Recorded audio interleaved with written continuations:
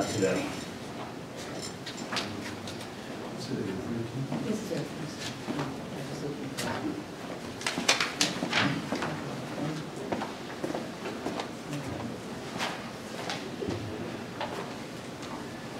Okay, I call the budget workshop for the Board of Selectmen to order for Wednesday, March 13th, 2019 at 6 o'clock. Public participation, is there any? Yes, Charlie. Charlie Nodell, 7 Grandview Terrace. I didn't see the meeting which led you guys to come to the number of what you did for the fire department. But I just want to remind you guys that the whole reason that this was presented to you was to equal up the two sides of town so the taxpayers on Warehouse Point aren't paying an unfair amount that the Broadbrook department is paying. I also think you guys need a little reminder, this is probably the first or at least second most important service this town is responsible for providing. These guys aren't driving golden fire trucks. They don't have Taj Mahals for fire departments. They have the basic necessities, and we're trying to put a couple of guys on, so there's actually someone there to respond to your burning house, to get you out of that trapped car when you're in an accident, and we need to remember that. Okay, good, thank you. Can I respond a little bit? If you want to, man. I would like to. You know, you're obviously a fire guy. No, I'm not a fire guy. You're not. No, I'm a Boy, I taxpayer. would have bet money on it you were. I'm not. If you're not- I just want to say, where was the fire department when my wife was on the floor dying in my arms? Okay? Where were they? Well, Nobody came. Okay? So don't preach how godly everybody is. I'm not preaching God. We want these two departments to come together. Okay? And then I'll vote to give them whatever they need to run. But I'm not going to, keep sliding a little dough under everybody's nose here to just make people happy. Come together, make it one fire department, and I will vote whatever it takes to give you whatever you need to run these fire departments. Okay? That's my opinion. That's how I feel, and I'm not changing. okay. And speaking of fire department, here's the latest memorandum of understanding.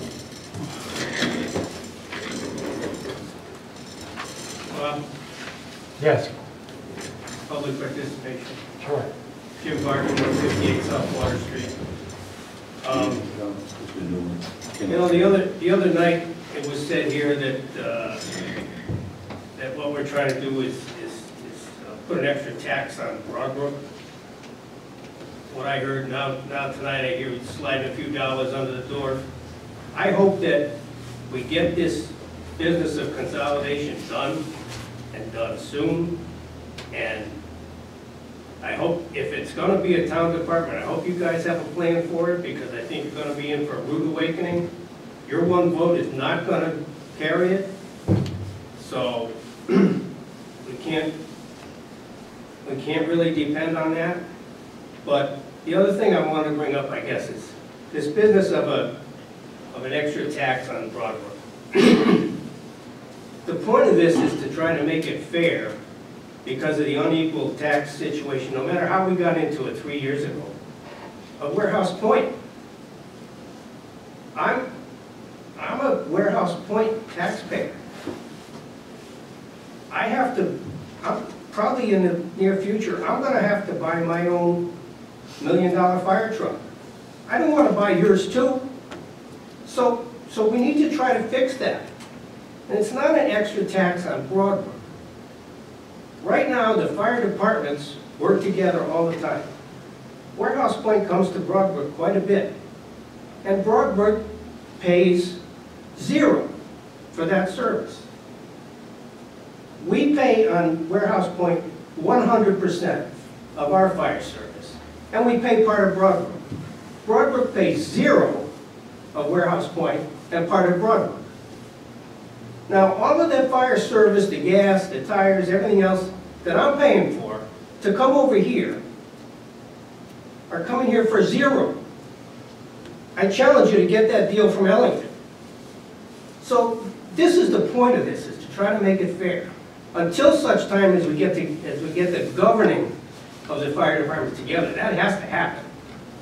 But until that time, I'd like a little fairness as a warehouse point taxpayer. Short and sweet. All right? Broadbrook also goes to Warehouse Point. Yes, they do. Okay. I have a plan, if somebody will sit and listen to me. Nobody wants to sit and listen, where the whole town would actually pay. Okay, I was at the tax office down there, and we were going over different mill rates where everybody through the whole town would pay. And she did it, she sat with me and she actually helped me figure it out. She did everything for me to show what, you know, you're at 1.4, okay, 1.2 wasn't enough, 1.3 would be right on the money if the whole town paid. Could put some aside to maybe to put on some new guys, buy some equipment. My house would be $190 a year at 1.3, we figured, which ain't really that bad, okay, that ain't bad. I wouldn't mind paying that, all right? But someone's got to sit down here and listen to how this thing has to come together. So it can be one fire department, and I don't want to hear the word district in anything. The district has to disappear. But the people through the whole town will pay, the way my plan is, 1.3, and it would work. And I understand what you said about, you know, they're 400 and something down here because the town pays for everything. You're 6 or whatever down there. That all made sense to me. I understand all of that. Let the town pay for everything down there also, just like they do over here. This is how this has to come together, okay? So somebody's going to have to give up some toys, okay, and some ego and the rest of it to make this work, okay? I'm willing to pay. I know I pay more than most people. I'm in that fire district too, Jim. I'm in that fire district, Yeah, I know you are. and I pay. I'm paying more than houses are paying over there, okay? Any house over there, I'm paying more than any house over there for my personal property and my land, okay? Jim? So that's the end of Since it. I kind of got this going here with the two departments, maybe between, if I could connect with you and Tommy, and have Steve meet with you two, you willing to do that? Say what he wants to say. I want to sit down and get everybody together and have a talk and see if we can put everything together and tax the whole town. That's a different issue, and I think that's what's... Well, it ain't a different issue. You want to put a fire tax on Broadbrook. I'm willing to go that route. That's what's going on now, is there's a committee together now that's meeting every 2 weeks to try to do this get-together thing. Well, I don't think they're doing it good enough. You want my opinion? That's a different issue from the unfair taxation that exists now. We're trying to get rid of it. It can be gotten rid of. Very simple. Very simple if everybody would sit down with a cup of coffee. It's not and simple, just- and if you're suggesting that you can give away a few toys to make it work in the budget, I don't see that happening. You go to a town fire department right now, the town budget is gonna have to absorb all those costs. That's You're only, right. you're one vote. You say you can do it, okay, I hope you can do it. Well, then if everybody wants to keep dickering and going back and forth and arguing about it, it's never gonna happen. The 1.3 tax on the whole town would work. It would work. And that would be a point And less than what you're charging the people down there now. I think the district commissioners are ready to do that if we have one district. Jim? Then we gotta sit down in a room like this and discuss it, see if we can make it come together. You gotta have a vote. Huh? You gotta have a townwide vote. Can't get around that. I understand that, but Okay. at least we can get the two departments together Yeah. and Oh, say, yeah. okay, this sounds great. They're working on it. 1.3 over the whole town. Steve, It gives us a little money to hire some guys and buy we've equipment. been working on that now for a year you're, Yeah, you guys are working on it. Why, I got some good ideas. Why am I not sitting in on this with you guys? I think you should the next meeting, sit in. Okay, how come I'm not sitting there? The next meeting is Tuesday, the 19th at Warehouse Point. I'll be there. All right, the only You know- problem is if 3 of you go, then it needs to be noticed.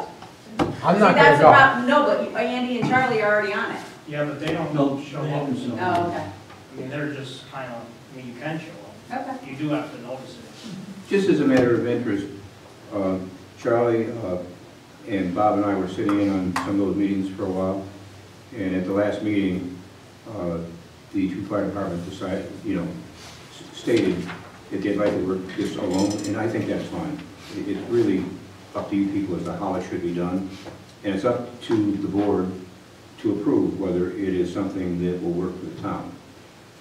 Frankly, since I butted out in late January, I don't know what's going on at all. Are you making any progress? Yeah, we actually have been working on it very hard, and we're almost to the end of a whole charter that we've written for the whole new fire district that incorporates the 2 fire departments. So we are making progress, and it's going to take some time. This immediate tax relief for the district residents in the Warehouse Point Fire District is what we're trying to get done right now, because there's a lot of selling we have to do to get these departments together and get the town to want to go to one department. It's a very complex issue, aside from the charter, which is really important. You got to there are start all- with the charter and then move on to notifying the people and letting them know Yeah. how things are going to work. But aside from that, there are issues. You own a lot of equipment. You own the firehouse. What happens to that? Does the town take all that over? It's a very complex issue. And I don't know when all this Well, comes it together. isn't if you just expand the district. That's why that's the easiest way to go. That's why that committee came up with the idea to expand the district, because that would be the easiest and the fastest way to rectify the issue. 2 years ago. 2 years ago. So,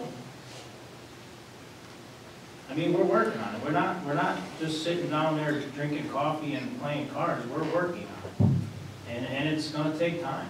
At the Tuesday meeting, if we showed up, would you be willing to give us a upfront status of where you are at the beginning of the meeting? Yeah, we're actually, I can give you a status right now. We're actually working on the budget process on how our 2 budgets are gonna work together. And the meeting is where? Warehouse Point or Broad Brook? It's in Warehouse Point. Warehouse Point. In the meeting room? Yep. And that's where we are in the charter. The rest of the charter's been worked out. We're just going over some budgeting stuff that we'd like to see it and the structure of it. And Amy's been helping out because she knows about the 3 fire districts that are consolidated under one district in Barkhamsted, so. The process will go much, recommendation. The process will go much better if you keep the board informed as to what you're doing, so that when you lay it on us, it's not going to be a big surprise. So I really do think that somehow that Are you gonna go by somewhere, us Jason? showing up or by you coming here. Go ahead. Well, yeah, that This would is be. important, Jason. This is really important, this fire thing. I understand it is, but it's All right, not so an we gotta agenda. get it All right. straightened out. So let them talk. We will let them talk. I can go on to the agenda, and then we can have back and forth in the agenda item, which is Fine. the next thing. All That would right? be good, just run the meeting. All right? Because Jason doesn't like this dialogue, we're going to go on to item number 4, and then we'll have the dialogue continue. We're going on to agenda item number 4, approval of Warehouse Point Fire District Memorandum of Understanding. I move we approve the Warehouse Point Fire District Member of Understanding that I just passed out. Is there any discussion? Is it for only 1 year? It's for only 1 year. I didn't see it yet. Okay. Me either. I think That's it's not already what in you the- copies? I think it's only 1 page. You have multiple copies. This version is not for only 1 year. Part of it. Amy, you need a copy? I just got one. Oh, there it is. I'll have to get the other version. No, you sent them down. Charlie had them. We're good. Well, Jason doesn't have it, and I don't have it. All right.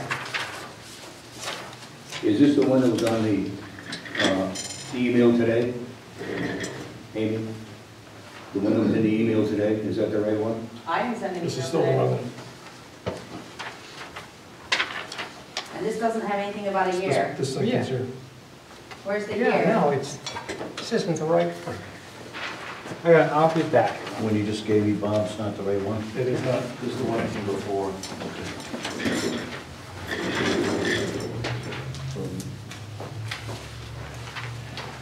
So nobody has the one that says fiscal year. No.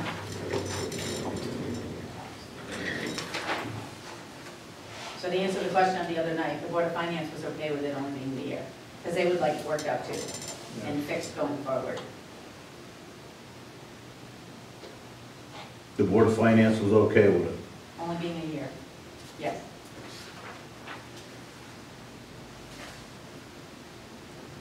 For clarity, Steve, they, when I talked to Geraldine, she reiterated that they did not have a requirement that it be evergreen or over multiple years. They had no time, no prescribed time requirement in what they were looking for. That's not to say, they have not seen the MOU. Do they require an MOU? Because I don't see why we have to have them. We're giving money.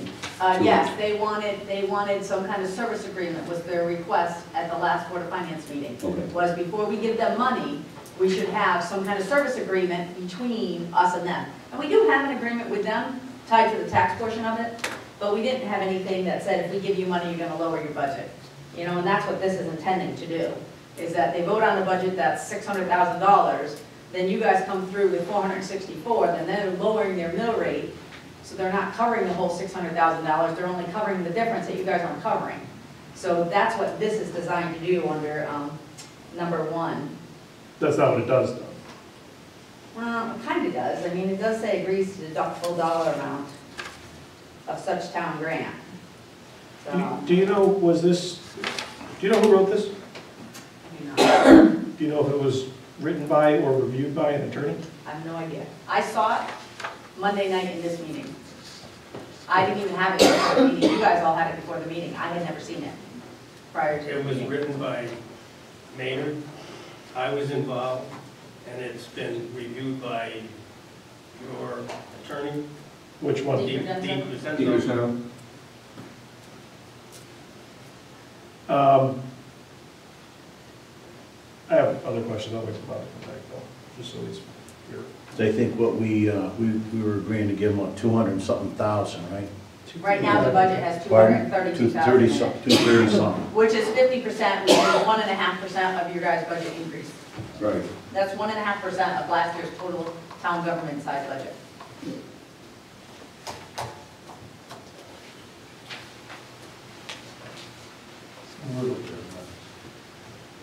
By $6,000.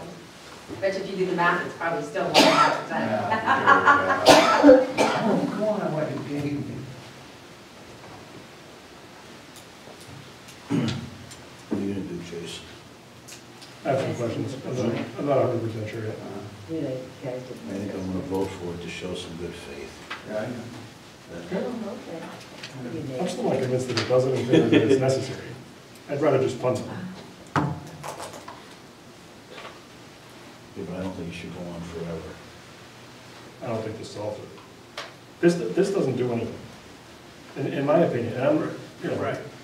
it doesn't do anything. It's a page and a half of words, there's, I agree. I'd rather just bump Well, it. it would do. I don't see what the difference It would is. do something if it was the longer term, and if it was connected to the amount of road growth. The only thing it does is something that, and this is a pet peeve of mine, that I think is unnecessary. This business of making us promise to use it for necessary things. Well, let me ask you, The board, I'm not a commissioner, but the commissioners do the right thing for the taxpayers. And they, just like you guys do, they take into account whatever revenue is coming in before setting the tax. It's insulting to think that we should have to promise that. When the state gives you guys aid, you don't write a letter to the governor saying, I promise to do such and such. beyond that, it's unenforceable. You know, so your budget, I'm gonna use round numbers, your budget's 600 grand, we're gonna give you 200 grand. The first 200 you spend is gonna be our money.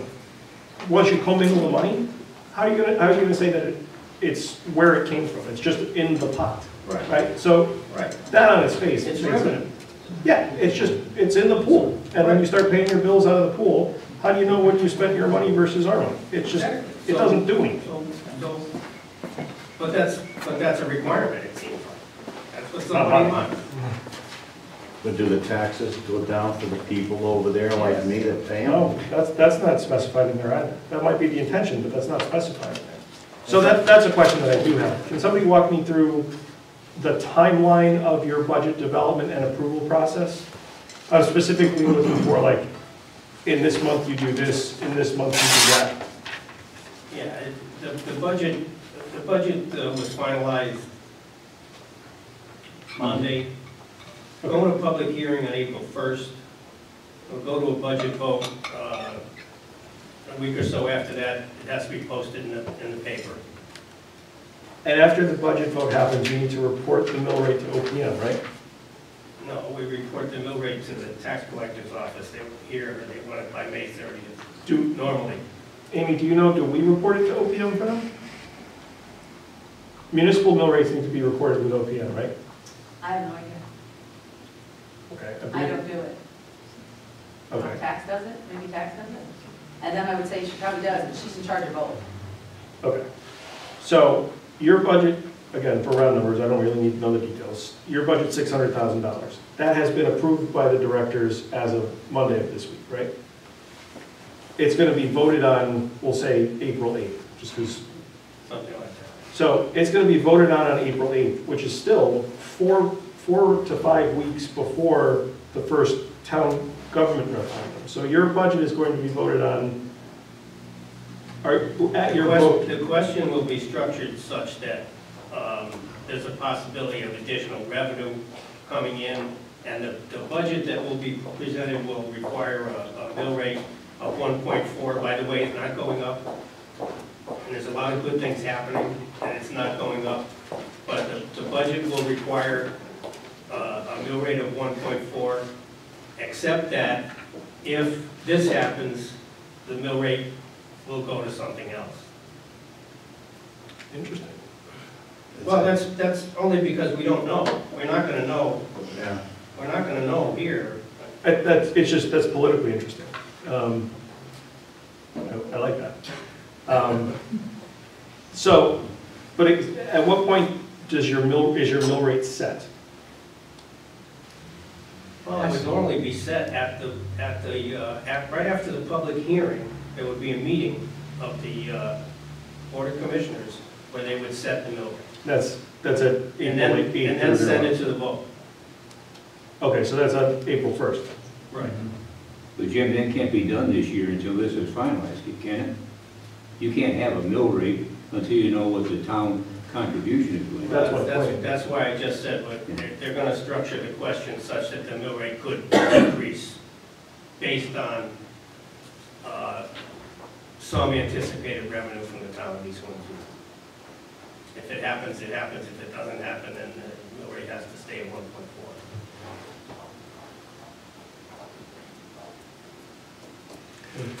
Okay, I'll rescind my other motion and make the motion to accept the new memorandum of understanding that I just passed out. And it should say, in the whereas, the last sentence in the whereas should say, this memorandum of understanding will remain in place for the fiscal year 2019 through 2020. Is there a second? No, second. Okay, discussion. And if anybody wants to say anything, raise your hand. We kind of discussed it while you were gone. I still don't understand one, Bob. Okay. I think that one should say something like, Wells Point Fire Department agrees to reduce the fire district tax rate by the amount provided by the town, by town contribution. it should be fixed not to a dollar amount, but to a tax rate. And that's what Jim's talking about. They'll do that. If we give them 460 or 230, they will recalculate their tax rate, and they will reduce the tax rate to the district taxpayers by the amount of our contribution. Okay, well, It what it, basically does say that, Andy. It does say that. Where? well, this is what it says. Number one, if the funds are provided to the Warehouse Point Fire District by the town in the approved annual town budget, town grant, then the Warehouse Point Fire Department agrees to deduct the full amount of such town grant from the Warehouse Point Fire District budget as recommended to the voters of the Warehouse Point Fire District prior to calculating the Warehouse Point Fire District tax mill rate for each fiscal year. But shouldn't it say to reduce the tax rate instead of? Well, it says in calculating the mill rate, it says they're gonna take their budget, they're gonna reduce it by the amount that we give them a grant for, and then they're gonna calculate the mill rate, which would reflect the difference.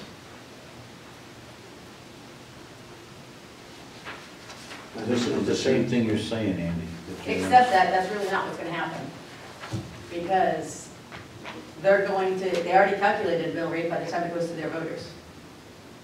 So But they're gonna reduce the mill I think Andy's rate. wording of reducing the mill rate, that's not really what this says, because this says prior to calculating the mill rate. Yeah. So I think Andy's wording is cleaner, because it says they're gonna take this, they're gonna deduct it off the mill rate, the value of it off the mill rate. So if we gave them, if it's 600 and something thousand, and we gave them 464,000, that mill rate should go from 1.4 down to like 0.4, Right, Right. because 2/3 of it is being covered by the town. that's right, But that's not what this says. It says that it would be calculated prior to the tax mill rate for each fiscal year. They're already having a mill rate because of the timing.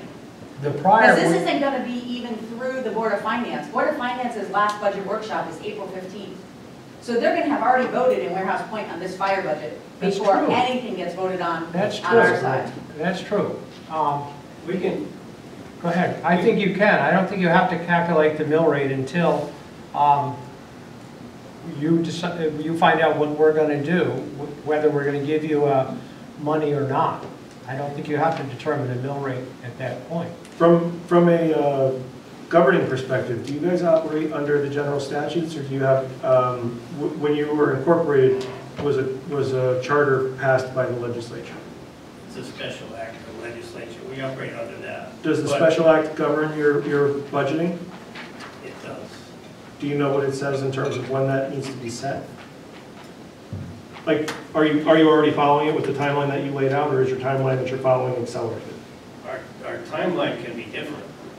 Under the special act it can? In that, insofar as that goes, we do follow the statute. Our special act does not lay out the timetable. All right, so But when we first started this, we got it going early to provide for vote failures so that we could have the mill rate to the tax collector by May 30th. As far as I'm concerned, we can vote later, but it depends. We don't have to vote, I don't think, on the budget April 8th. I mean, if we could know, we could go to the end of April if we could know something from the town's budget process, whenever. I think you're not going to know until That's after gonna the be, first referendum. No, that's gonna be April 15th, at least for what's going to the voters. Okay, all right. Because I have to put together the mailer. That has to go to all the households before that referendum. Okay, So the budget will be voted on by the Board of Finance by April 15th. okay. However, Amy, as Bob pointed out, and this has been a concern on my part. If it doesn't pass, right? Yeah. I know. Yeah, I'm right there with you. okay. Yeah. Well, the way municipalities work when a budget doesn't pass is they continue to hold referenda until one is passed, and they operate effectively on like a continuing resolution kind of deal. That's what we would have to do. But we don't have to do that because of the 2% Right. requirement, which says Because of 3.5. Yeah. You guys, We would have. you're a to- sovereign government, so you're not governed by that. Unless your special act has, or the statute has some other provision in there that I don't know about. Totally possible. Well, no, the special, I mean, the special act doesn't have a schedule like that, and I don't think either does chapter 105, which is all that. The statute 7-324, whatever it is, and on. So, that's what, my understanding is what we would have to do is go through over and over. Yep. Like, for example, the Amity School District had something like Windsor 24 referenda. every year almost, is 7 votes. But the best way to do this at this point is to change the language as Amy's suggesting. What Andy's saying, because that would cover you until it is, passed. And I don't know why we just don't do that. Second thing is, the number 2 that's on here should just be taken out, because there's no, it Yeah, has that's no not gonna value. happen. There's no value to that. You're right. And how would you possibly know? Yeah.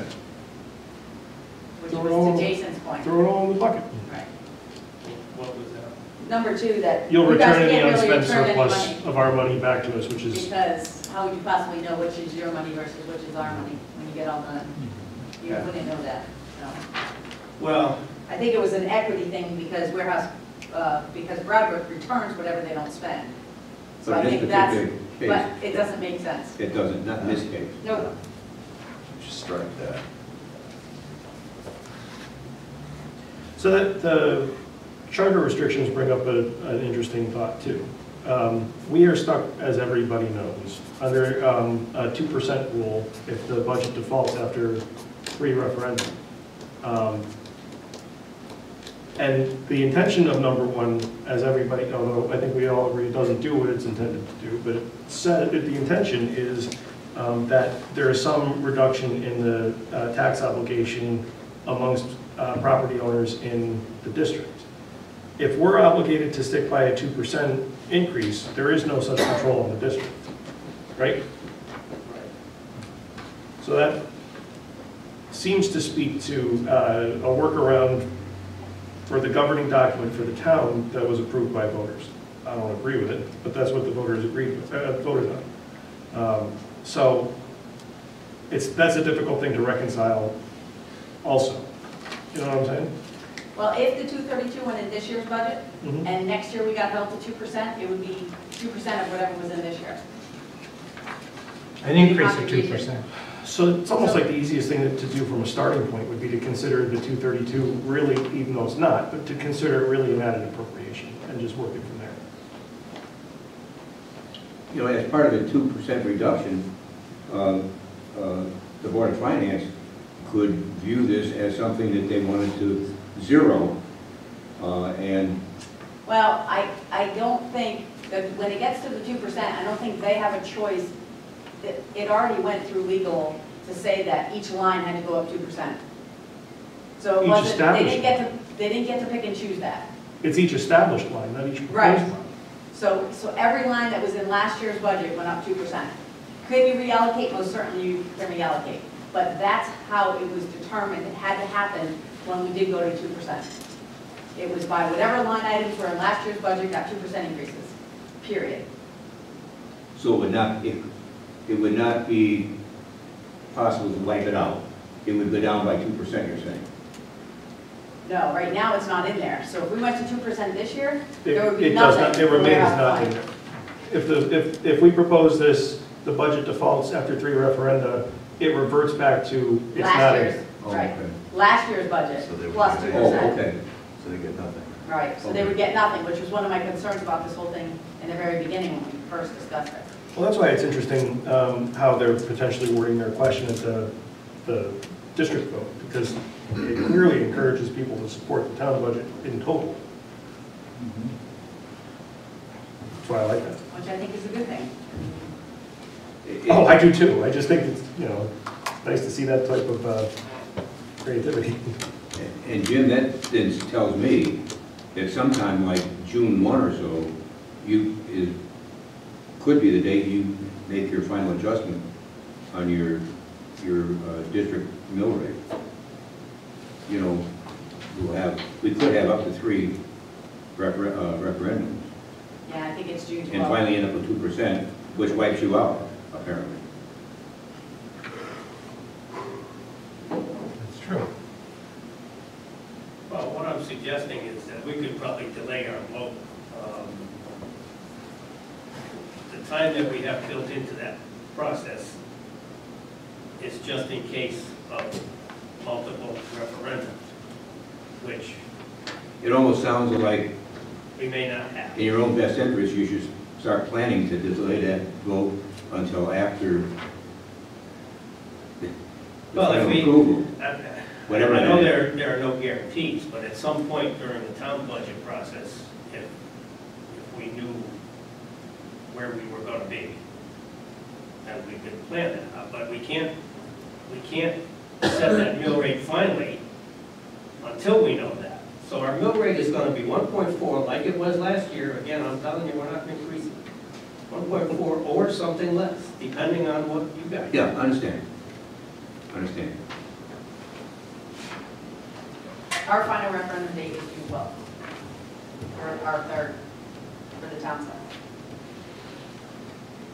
It sounds like Does Campatting, how late Campatting? the memorandum needs to be written. Well, I don't think she has a choice. I think, that's what I was thinking, when you said We- your deadline's May I- 20th, I thought, well, if we go to. We have to vote tonight. Well, And she You can't can send vote it it before down, the 12th. that's okay. Yeah. And then we'll bring it up at the, but I wanted, because Amy's not going to be here, then when our budget goes to the Board of Finance, we will not have voted on it. It's going to the Board of Finance Next Wednesday. next Wednesday.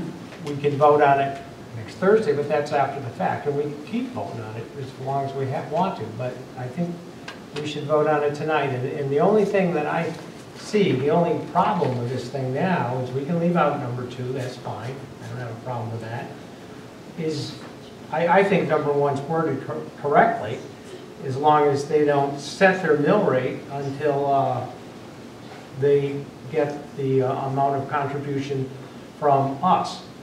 But if you want to rewrite number 1, we can do it right now. If you want to have different words for number 1. I think Andy's was short and sweet and right to the point.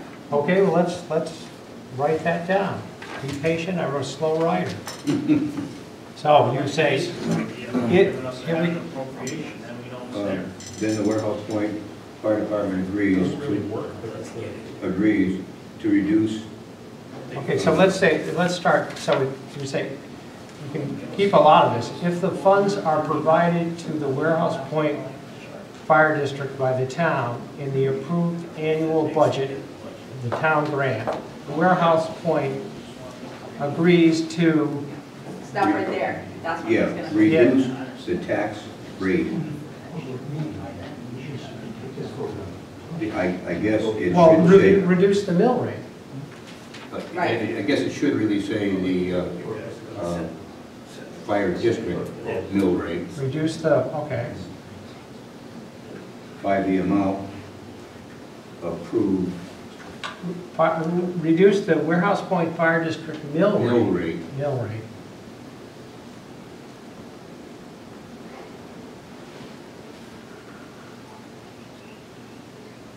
by the amount provided To reflect the amount provided, okay. by town contribution. Like maybe town grant. Or town Yeah, grant, yeah. yeah, to be consistent, town grant, right.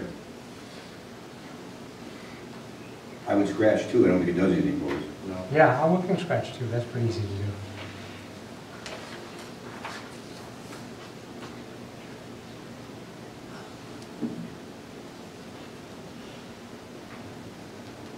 Okay, so what I have here then is if the grant funds are provided to the Warehouse Point Fire District by the town in the approved annual budget, the town grant, then the Warehouse Point Fire District agrees to reduce the Warehouse Point Fire District mill rate to reflect the amount of the town grant. Okay, That's good. I'll withdraw my motion and put forth a new motion to approve the memorandum of understanding with the Warehouse Point Fire District as amended. And the amendment is a change in 1 and removing 2. Is there a second? Second. Discussion. I don't think that the MOU is necessary. I don't think it's functional. I'm in favor of funding them, and I think that's the solution to the problem, but I'm not gonna vote on something just because it's in front of me. It just Fair doesn't enough. look like a good piece of work. Yeah. That's why we have more than one person on this committee. Well, Further discussion. the Board of Finance is the one that requested something like this, right? Yes, Yeah. Okay. that was the reason for not doing it. I agree with Jason, I don't think it's necessary, but if the forcing function is the Board of Finance, then if they need it, then we should do it. Okay, further discussion. Yeah. I'm gonna vote yes on this thing. I said I wouldn't, but I'm gonna show that, some good faith here, and that I wanna see this thing get straightened out between the two departments. Okay, further discussion. Hey, all those in favor? Aye. Opposed? No. Okay. Moving on to the budget. Item number 5.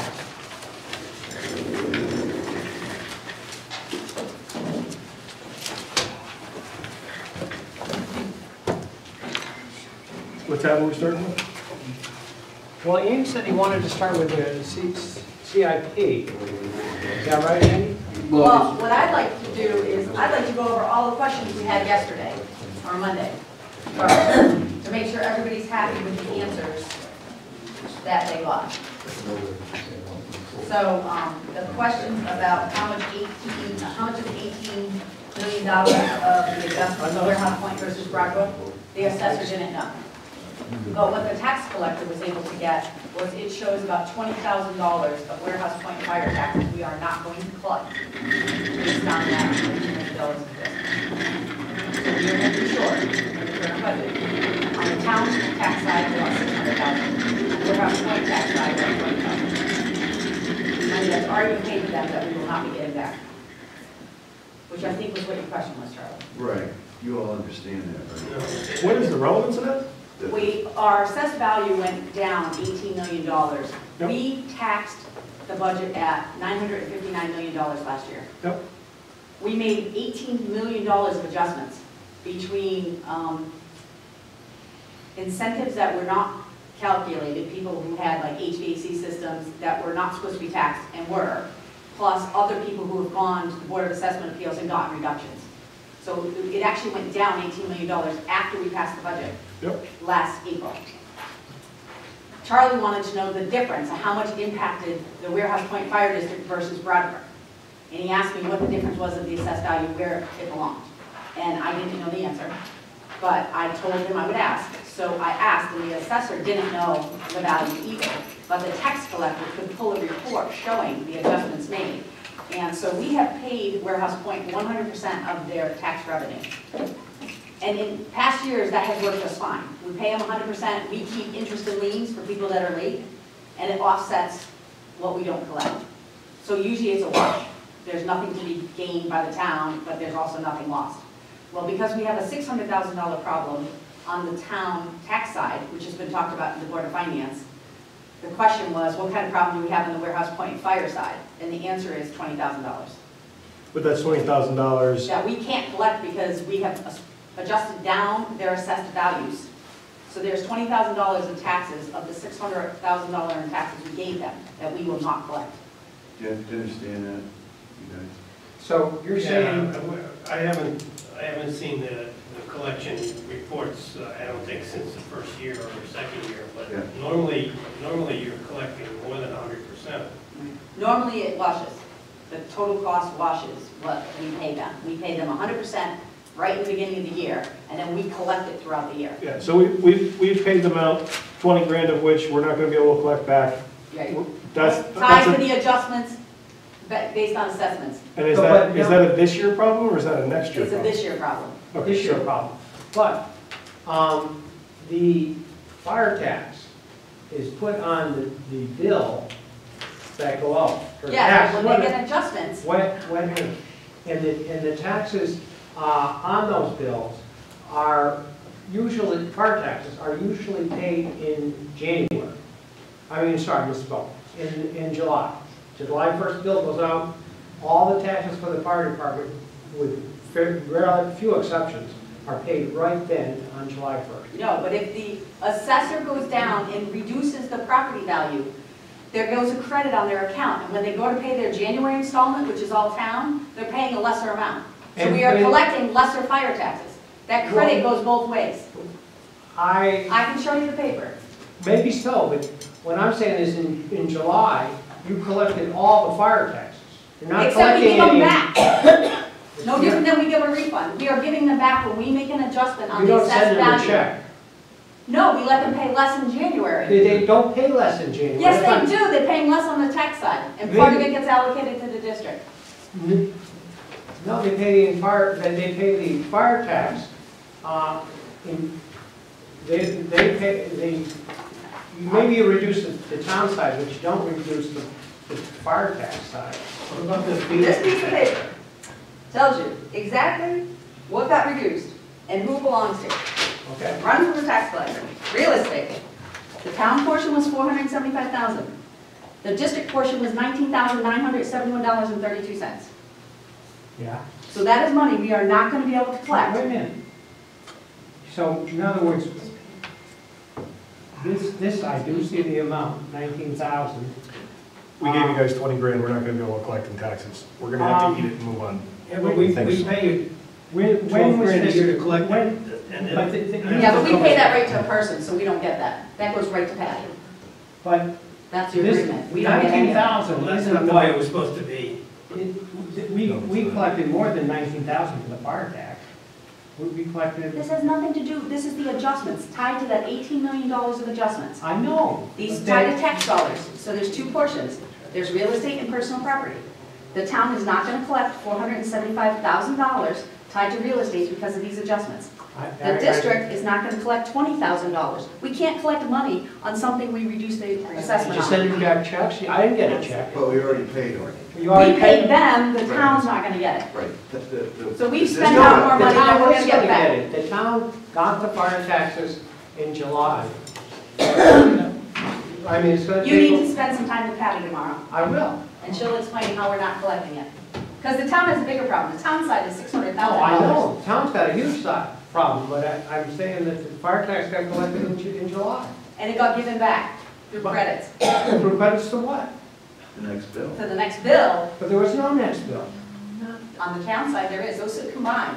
Nobody sees, when you get a bill on your second bill, there's not a fire tax on there, but there's a lesser amount now because you already paid extra compared to the assessment that got reduced. There's a lesser amount on the town side of the tax. There is no fire tax, but we paid the whole thing in July.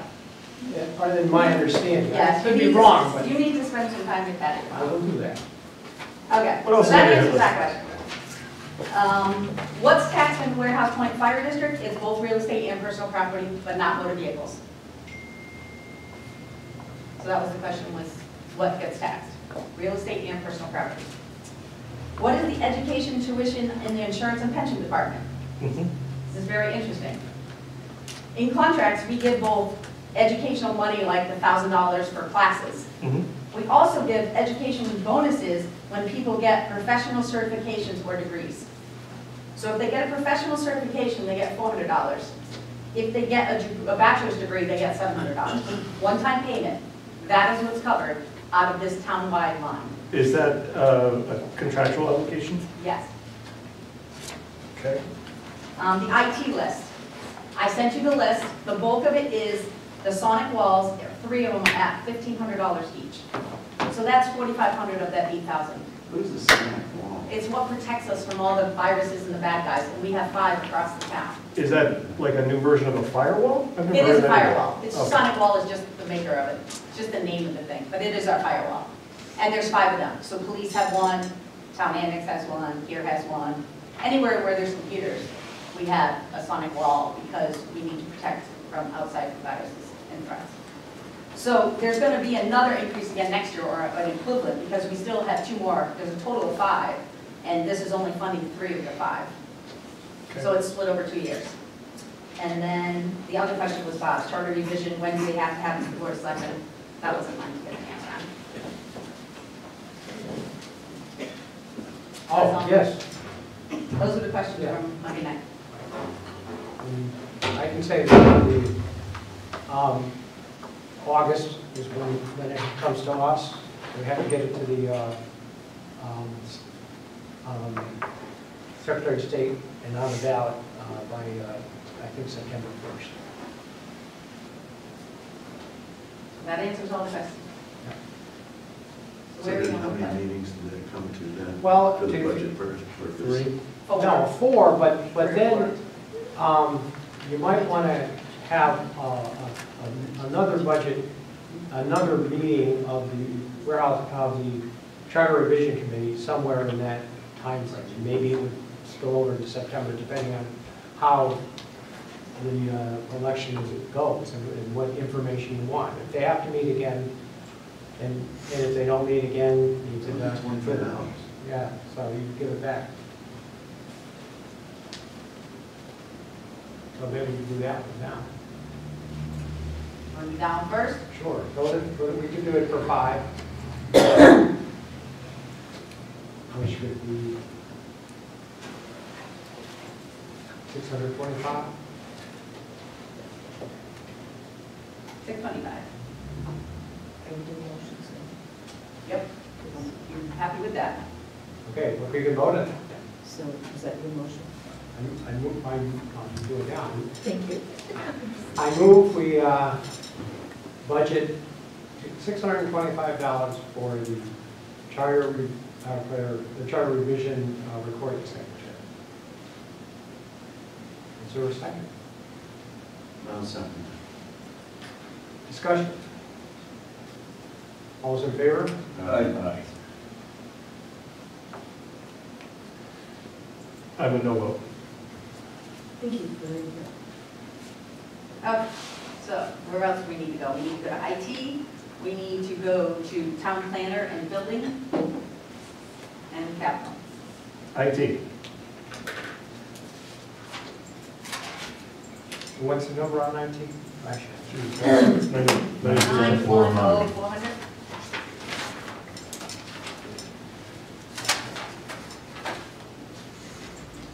It's in my little, it's over there.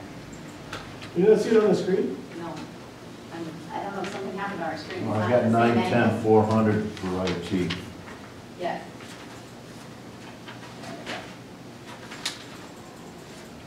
So the question on this one was, why was the equipment going from 5,000 to 8,000?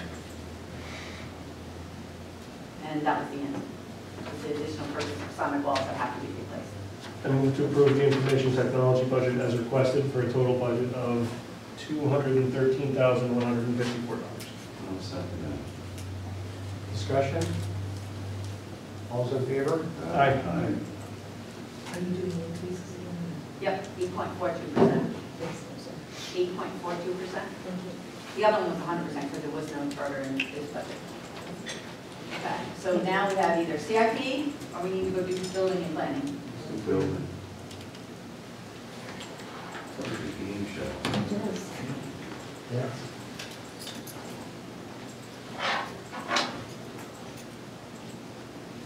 You know, we also skipped road improvements. Oh, that's right. We skipped police. Nope, No, we we did did that. police. When'd you do that? Last night, on Monday night. Did you? Yep. Okay. I must have fell asleep for a few minutes. So What's up? building is the one that has making a part-time person full-time. at the lowest clerical union level, so the increase is $17,000.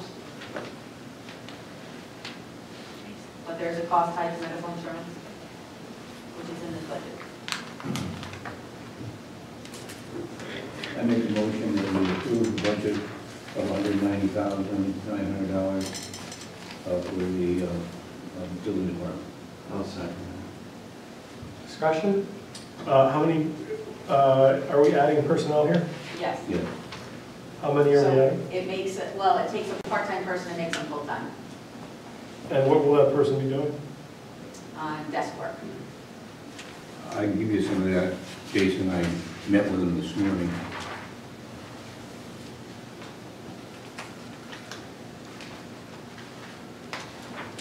Is this the person that's gonna get, it would be $34,000 in health insurance? Is this no, this is not. No, yes, it is. But it is. Oh, the other, you're talking about the other one was more. The other one was 45. Right. Yep, Really? yep. So, The HSA is about 31,000, and then we pay $3,000 if they're deductible. 31,000? So yes. So the insurance is 34,500, 501. Health insurance tied to an HSA person for a family plan. So 34,000 for insurance, and how much is this person gonna make? 33,800, which is the lowest clerical level. It's like 101%. You're telling me his insurance is more than what he makes? Mhm. That's not unheard of for people who make very little. The benefit multiplier can exceed compensation. See right there where my wife highlighted that? She manages like 300 people. She said that is totally insane. There's no way that it should ever come to that kind of money for a family. Family rates would be the highest, okay?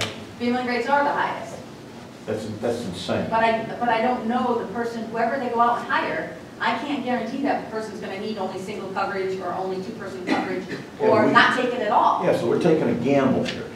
Well, not No, again, you have Well, to no, somebody it's get conservative. Right, it's being conservative. it might be far less than that. Right, it could be far But less than I that. don't know that. Right, No, you're and that's right. why this number is in here, because I don't know that Not either. until they hire someone. And I've got to write the check to Cigna every month, because we are 100% insured for this, so there's no, if they don't use it, we don't have to pay. We are paying a premium for everybody we add to our insurance. So much per month per person.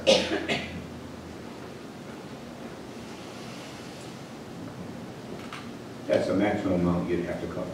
Yes, And they'll be doing view permit? no, absolutely not, is what Rand said. He is not willing to take on that administration. What do the job descriptions say? Well, I can tell you what they said this morning, and I don't have a job description, obviously. I wrote down what I think were the gist of the conversation, and I reviewed it with Jenny after to make sure it was what they said, they told me. And let me just do a little preempting of the real thing. The building office is a primary interface with the public and development. Projects, as they view it, are always perceived as urgent. And the reason is that regardless of whether you really have real urgency or whether it is because you want to put a deck in prior to 4th of July cookout, the person or the company comes in with an urgent need to have it done. So they have to step up to be a cooperative partner with whoever is doing the building. They want to go from 2.5 people to 3 full-time people. And by doing this, they would eliminate 1 half-time person and add a full-time person. The difference in cost, when all shakes out with the maximum amount for insurance, is $56,576, or 0.4% of our town operational budget. The building department handles over 1,000 permits per year, some large, some small. Uh, along with that comes the need to go out and do inspection. Some of the inspections are very complex, like for example, a casino if it happens, a Sardelli when it happens. Some are like Andy Hoffman, he's building out his basement, and I've already had Rand there 3 times, 4 times, because I'm not very fast at doing what I do. He's been there to approve wiring in individual rooms. If he were smart, he'd tell me to go away. And he's not doing it because it's Andy Hoffman, he's on the board. That's what he does. And it works for him. And it works for me as a amateur builder. Rand, by the way, has an excellent reputation with the businesses in town. There was a case when the mattress factory, King Coil, was moving here from Windsor. They wanted to move over Christmas holiday. He went in there on Christmas, over the Christmas holiday vacation, and worked with them. Gave them a list of things they had to work off. They were allowed to move all their equipment in. He gave them a list of things they had to do. They had an agreed-to schedule. They worked it off. Steve Byer, the executive vice president there, he couldn't say enough good things about him. In the bad snowstorm of 2011, Info Shred had a terrible structural problem with their building. Rand was there actually helping them move equipment and stuff away from the area that was damaged. The lady who owns the company can't say enough good things about him. So he's effective, and I think the department's effective. There are small projects that Rand said we miss out on because he doesn't have time to get out and look at them. He said there are about $200,000 worth of those he thinks that escape him each year, and that, he said of that, he probably misses 5% of them or something like that, so the town does not collect $10,000, which we might be able to collect. They track the permits for zoning, health, WPCA, and they're owned. They have to do that because they can't go into a facility, be it my basement or a Sardelli, to perform inspections unless all of the permits are up to date. Rand is on the road 5 to 6 hours a day, which leaves Jenny in the office by herself, answering phones, serving the desk, and so on. In addition to that, Rand has about 1 to 2 emergency calls every couple of weeks. And they're because there's a structural fire or something like that that requires him to go out and take a look. That could be at night, it could be during the day, but he has to promptly go out and declare whether a building is safe and what has to be done with it before additional work.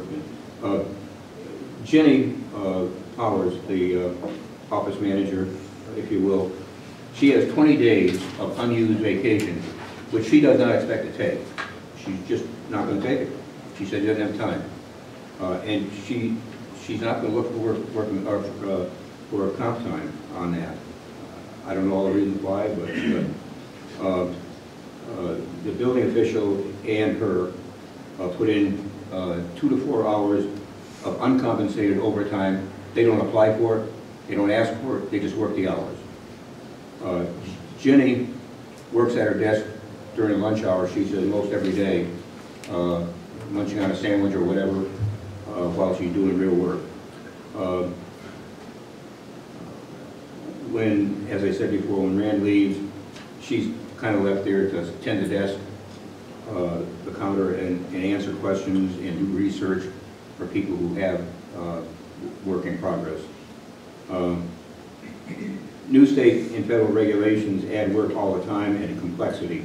For example, solar power. they have to notify the fire departments if a house or facility has solar power, because there's a separate disconnect on the house for the solar source compared to the line power.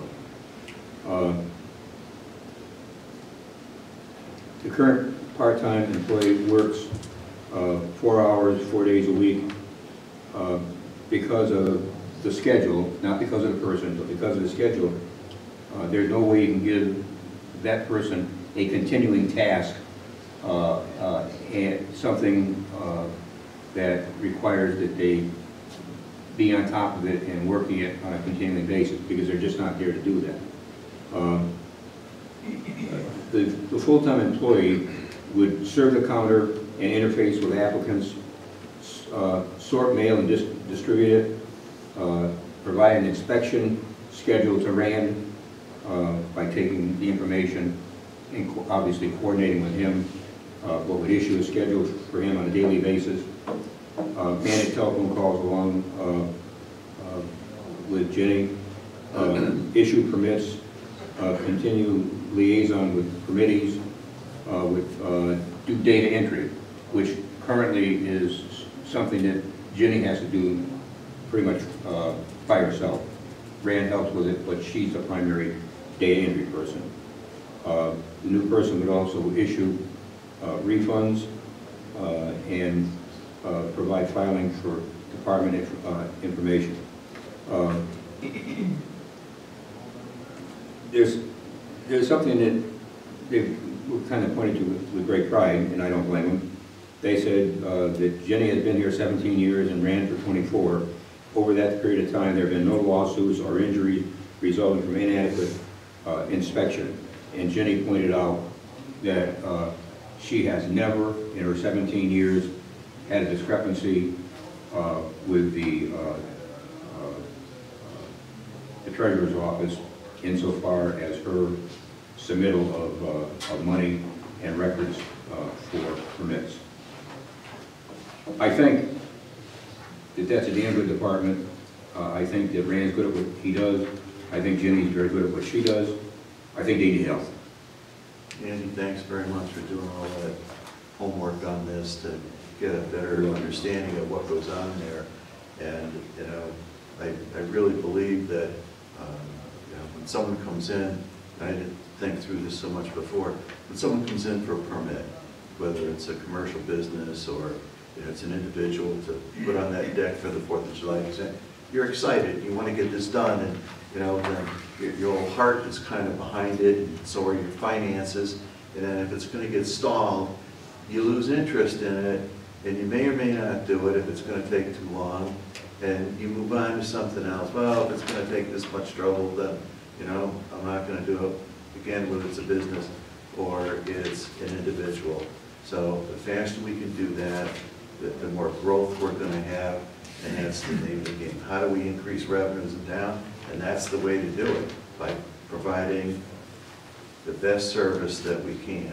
And if it's stumbled there because we don't have enough people, enough, you know, behind the counter kind of thing, we need to fix that. It's our town reputation. It Yeah. really should be. Their first line town reputation. Yeah. So Andy, you mentioned about view permits and overseeing all the different departments. I thought they weren't gonna do that. Said issue permits, which. No, but permits. No, but you talked about the WPCA and the planning. She, Jenny said she has a screen, and she, because they need to know who has approved, they don't go chasing, but they have to know which ones of the applications, the permits have been issued.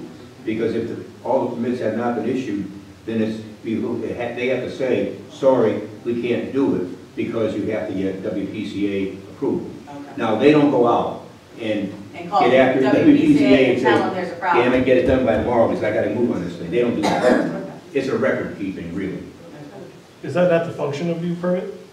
That's what view permit does, that's what she's talking about. But she's saying she can see who needs to do it, but they're not doing anything to administer it. They're not, nobody's watching a permit from the minute somebody comes in the building office looking to do that deck, to it getting through engineering and WPCA and all the places planning, because if it's a subdivision, they need to do in lieu of sidewalks, or they need to do in lieu of open space. So there's a lot of different steps to follow to get that permit to the end, and everybody has to sign off before it can get a CO. But she's looking and seeing, but not doing anything about getting it through. And Bob was talking about really needing somebody administratively in charge of it to follow that process through, so that the guy that's excited about putting a deck on has somebody keeping their eye out for him to make sure that all the things happen that need to happen. Precisely. So- They do not administer it, they simply track it. I think the money would be better spent on somebody who's actually going to be doing that. You know, if you're talking like a business ombudsman to help move the process through, first of all, I am stuck on the fact that somebody can decline a duty assignment. I don't know, without seeing the job specs, I didn't think you could do that, as long as it fit within the parameters of the job spec. But I think that and I've thought for a long time, if you're looking to streamline the flow of business in order to get things rolling here, you need somebody who's going to be taking charge of that. I think that's money much better spent than on, you know, bumping up a part-time person to a full-time person. I also think we still haven't seen the breakdown of permits that were issued over the last year that we asked for at our first budget workshop. And those, I'm still waiting for. Did you guys get those? You remember the permit breakdown that I asked Rand for? Did you get it? I did not, didn't ask for it though. Well, I asked for it collectively. Yeah, I did not get it. We're going to vote on something. I'll be right there. Isn't he made it there yet? No.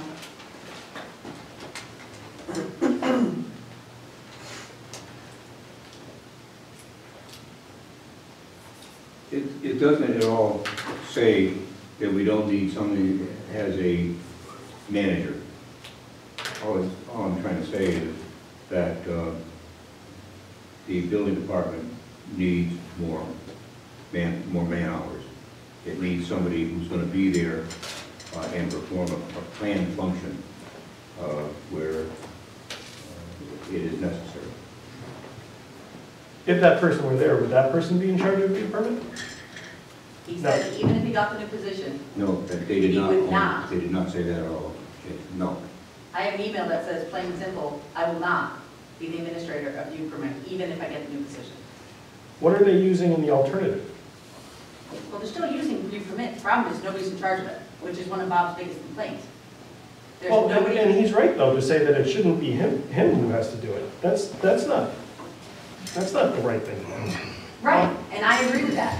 But somebody has to take ownership for it. So it's either gotta be the building department or it's gotta be the planning department. Somebody needs to be in charge of U permit. And do that chasing down. That phone call to WPCA and say, hey, is there a reason you're not? Or Peg used the perfect example last week when we talked about it. That planning could not be signing off because somebody didn't come in and pay their in lieu of sidewalk fee. It's not that planning doesn't know it needs to be signed off, but they are waiting for the contractor to do something. But somebody needs to be that person that calls that contractor and say, we cannot sign off on your permit until you come in here and pay your in lieu of sidewalks, and this is the dollar amount. We don't have that right now. That's a different person than Rand's looking for. Is that somebody that Ruben is looking for? Well, I think you gotta make a choice, and it looks like, in a sense, it's cheaper to help out Rand, so I think we're gonna have to go with the building department. So is Ruben asking for additional staff? Yes, he Yes, asked yes, for a yes. strategic planner. What's the price tag on that? $56,802, but the insurance is the PPO plan, so the total ends up being $116,000. That's not in there, right? We took it out already when we met last It's not time. in there. So can we vote on the building, adding, changing a part-time to a full-time, or are we ready to do that? Let me ask one question. Sure. All right, so this 72,000, that is already minus 16. the No, 16. it's No, not. no, it's the all number. That's the whole number. That's the whole- So if you look on that sheet that you're looking on, Yeah. where it has the 33, the 2,500, the 34,000, the 1,600 from Yep. 72,576, right below the building, it says offset by reduction in part-time position, 16,870. So that's the number that Andy gave you, $56,000 is the overall cost Yep. tied to making this person full-time. So it's So- 56 it would cost. So it's like 17 grand, but that's already been taken out of the amount which the, It gave us the 56. Right. right, but the 72,576, Can be that is reduced by the the total amount 16. it's gonna cost for this person a That's year. right. Insurance, Or all. are we adding the No. 16 to that? No, we're taking away a $16,000 position, so the overall cost is the 56 that Andy quoted. Okay, so That's the like new I'm- like money. I'm saying, the 16,870 is minus out of the 72? Yes, Yes. All right, so we're already paying 17, so, We add 56 more, we can have a full-time person. Yeah, so we're paying 17 now, we're going to 72, not Okay. 17 going to 56, okay, just so you're clear. yeah, I'm clear. Right. All right, I'm It clear. has all the benefits. It doesn't have vacation, sick, pension, or it has pension, but it doesn't have vacation and sick because it really can't. Because that's not, it's not like they backfill and pay somebody, no different than when Rand or Ginny takes vacation. Unless they're doing somebody part-time for inspections to cover Rand, there is really no coverage really anywhere. It's whoever left in the office is covering. And whatever else gets done when the person gets back. I mean, that's reality everywhere. Unless you're a counter person. Is there any money in that building area where we had hired somebody from Bolton that was working? We do. That's still in this line right here. So last year, the Board of Finance, they had asked for more money last year. Yeah, And the Board of Finance gave them $20,000 during the budget process yeah, to hire part-time help if, say, Calamar came in. right. So in Rand's everyday duties, he doesn't have time to put a big project in. So Right, that right, we, right. Okay, so it's in there. so we left that in there this Okay. year because it's not gonna work, I don't think, with Bolton now, because Bolton is looking to give us only 10 hours a week for more money than we're paying now. Okay, So I don't know that it's gonna work with Bolton anymore, because they're trying to make the guy full-time there, and they want us to pay a share of it, including his vacation, sick, personal, medical Yeah. insurance. okay. So So we have money in there to do. there that. is still money in there, so if Calamar came through and he needed to help hire somebody just truly per diem, come in and help me this week, Yeah, he could. okay, that's all I want, that's good. So that is in there, so that's really, this really is Rand's support and backup. This really has nothing to do with Yeah. supporting or backing up Rand. This is really about office desk staff, and it sounds like they don't really particularly like their 4-hour person, because I don't know how you can't not give a 4-hour person regular responsibilities, but that's what it sounded like the conversation came to you, Andy. yes. What they really said is that with the part-time person, you can give them, dribs and drabs of work, but you can't give them a long-term project because they're not there to get it done in a timely manner. I mean, I have a ton of part-time workers in my office, and they all have regular responsibilities. They just had to figure out how to reorganize their schedules to get it done, what needed to get done. And I don't Just understand because how, somebody's part-time doesn't mean they shouldn't have regular responsibilities. and how a part-time person can't handle things like calendaring appointments. That's not something that typically takes 8 consecutive hours to do. You do that on the fly. I think the part-time person does do the scheduling, and he does work the desk, I'm sure. But when it comes to things like data entry, he does not do that, and that's a substantial time. Is it a centralized database? Yeah. Yes. Can more than one person, does more than one person have access to the database? I don't know the answer to that. I think yes, because of view permit, and planning has access to it, and WPCA has access to it. Can more than one person have access to the database at one time? If it's view permit, yes. Then you got a stack of things to enter. When you run out of time, you just pass the stack off. You know, we've got some big projects coming to East Windsor here. Okay? We've got Sardelli, and plus we've got another big one coming, and we know the casino will eventually get here. And I've heard complaints from people that they can't keep moving along with their projects because Rand can't get the time to get out there, okay? And some people are complaining, gee, they can't keep going, this and that. I've heard, you know, from a few people. But that doesn't fix, this problem doesn't fix that. This Right. person Yeah, but is just don't an let Rand get out administrative. into the field more and stay there. It could inferentially, because Rand now comes back into the office and works with Jenny because she's overloaded. So there is some of that, and I don't know the percentage that is required of his time. Well, you said he was in the field 5 to 6 hours a day. Yes, I do. And he works a 7.5-hour day, 7-hour day. 7-hour day. So if he's in the field for 6 hours, you're picking up 16% of his time. But can you do an inspection in an hour? What is he inspecting? And I don't know that. And that's He some of the didn't- things I asked him. He didn't tell me that this was gonna help him at all.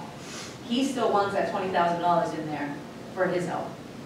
Because that's where, when another qualified inspector can come in and help him in a Sardelli or in a Caliber, that's where he needs that money, is to be able to hire somebody who's professional, licensed inspector that can help him. So that, this isn't really about relieving his responsibility, not being able to get out to people. That's the $20,000 that's in the professional service line. But it is going to help with the responsiveness to people that are applying and Yeah. Well, that's, checking on right, that's what it they're sounds doing. like, but. Yeah, that's what my understanding is. Responsiveness to people, that's important. I know, it's just concerning that they're still not doing the implement.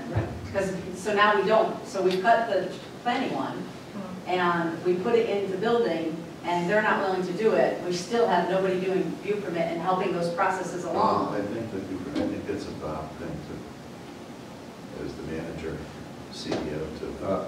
Building doesn't do view permitting now, right? So- Nobody does. Yeah, Right. that's my point. Right. So that really, Well, the thought was, if Is we it- gave him a new position, would he be willing to take that on? yeah. And I he said no. understand. What did But Ruben say? Well, I think Rand should get the, No, I but think what we did can Ruben give- say I about the? well, what I'm view saying permit? is, we can't give personnel to both. We can't give a new part-time person to building and a new part-time person to planning and zoning. But we could, and then we would save all that money for benefits. Well, if you want to give a part-time person to planning and zoning, that Yeah, would but be you could do a good. second part-time person to building, Yeah, and you'd have more office coverage. that would be good, and I'm So sure you if would have we a gave second person Rand there. another part-time person, he would do a view permit. So if we wanted to consider. Is that true? No, Rand is not gonna do view permit. If I said Rand, Yeah. I misspoke it. Ruben No. would do a permit if you gave him another part-time person, I think. I haven't talked to him about that, but. If Ruben were amenable to doing view permit, you got me on giving him another bite. I'm not sure what we're getting for that in the building department. Right now, we have to make a decision on the building department.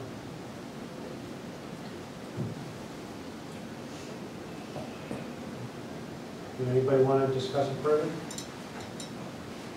All right, there's a motion. yeah, I'll move, We already have one. oh, okay, good, We're just waiting for the vote. okay. All those in favor of changing a full-time person, changing a part-time person to a full-time person in the building department? That's not the motion. Okay, what's the motion? Is Thanks, the ma'am. 190,000, it includes the project, Yes. right? Okay, So the motion that I took was that. No, the 190,900 takes out the part-time and puts in the full-time. Yeah, that's The what she asked. 9.94% That was the motion I made. right? increase. all right. I took that the budget would be 190,900. Okay. Yep. Yep. Charlie seconded it. All those in favor? Aye. Aye. Okay.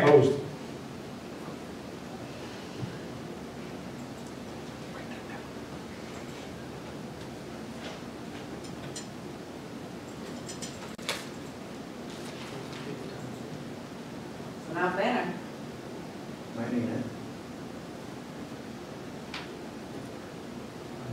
Now, that new hire could be trained to do things, you know, like an apprentice, right? Yeah. Well, new hire. Depends on the job spec. If you're hiring somebody who's in a clerical title, they need to adhere to the duties that are outlined in the clerical job spec, depending on what it is. So, for example, if you were to hire, what's Ginny's title? Ginny's? Yeah, She's clerical. I was gonna say she's part of the clerical union. okay, so I'm gonna make it up and say, Building administration? so if she's a building admin, and that's her job title, and that doesn't include site visits for building code evaluation, you can't assign that to her. Well, it depends on how aggressive the new hire wants to be, if he wants to learn more. That's a bargaining unit issue, man, you can't do that.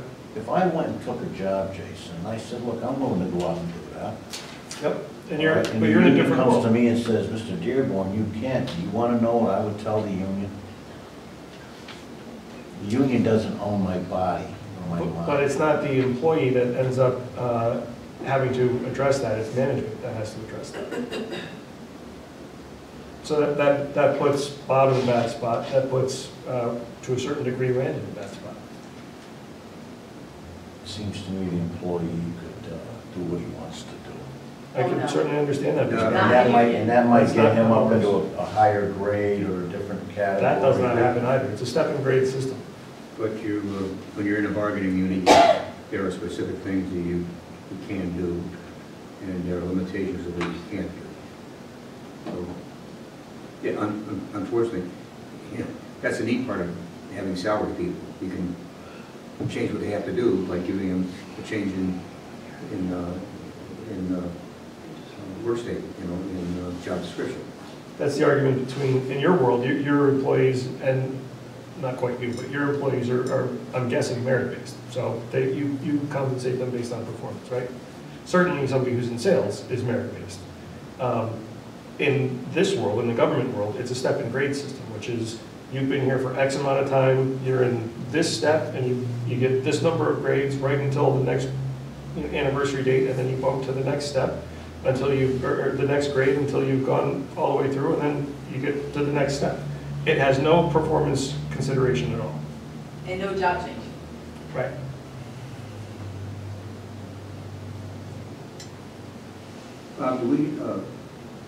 Do we have any feel for how many hours a week it would take to manage this youth permitting? Is that a big job? Can it be handled by a part-time person? Is it a full-time person's job? I think we're getting down to granular when we should be not looking granular.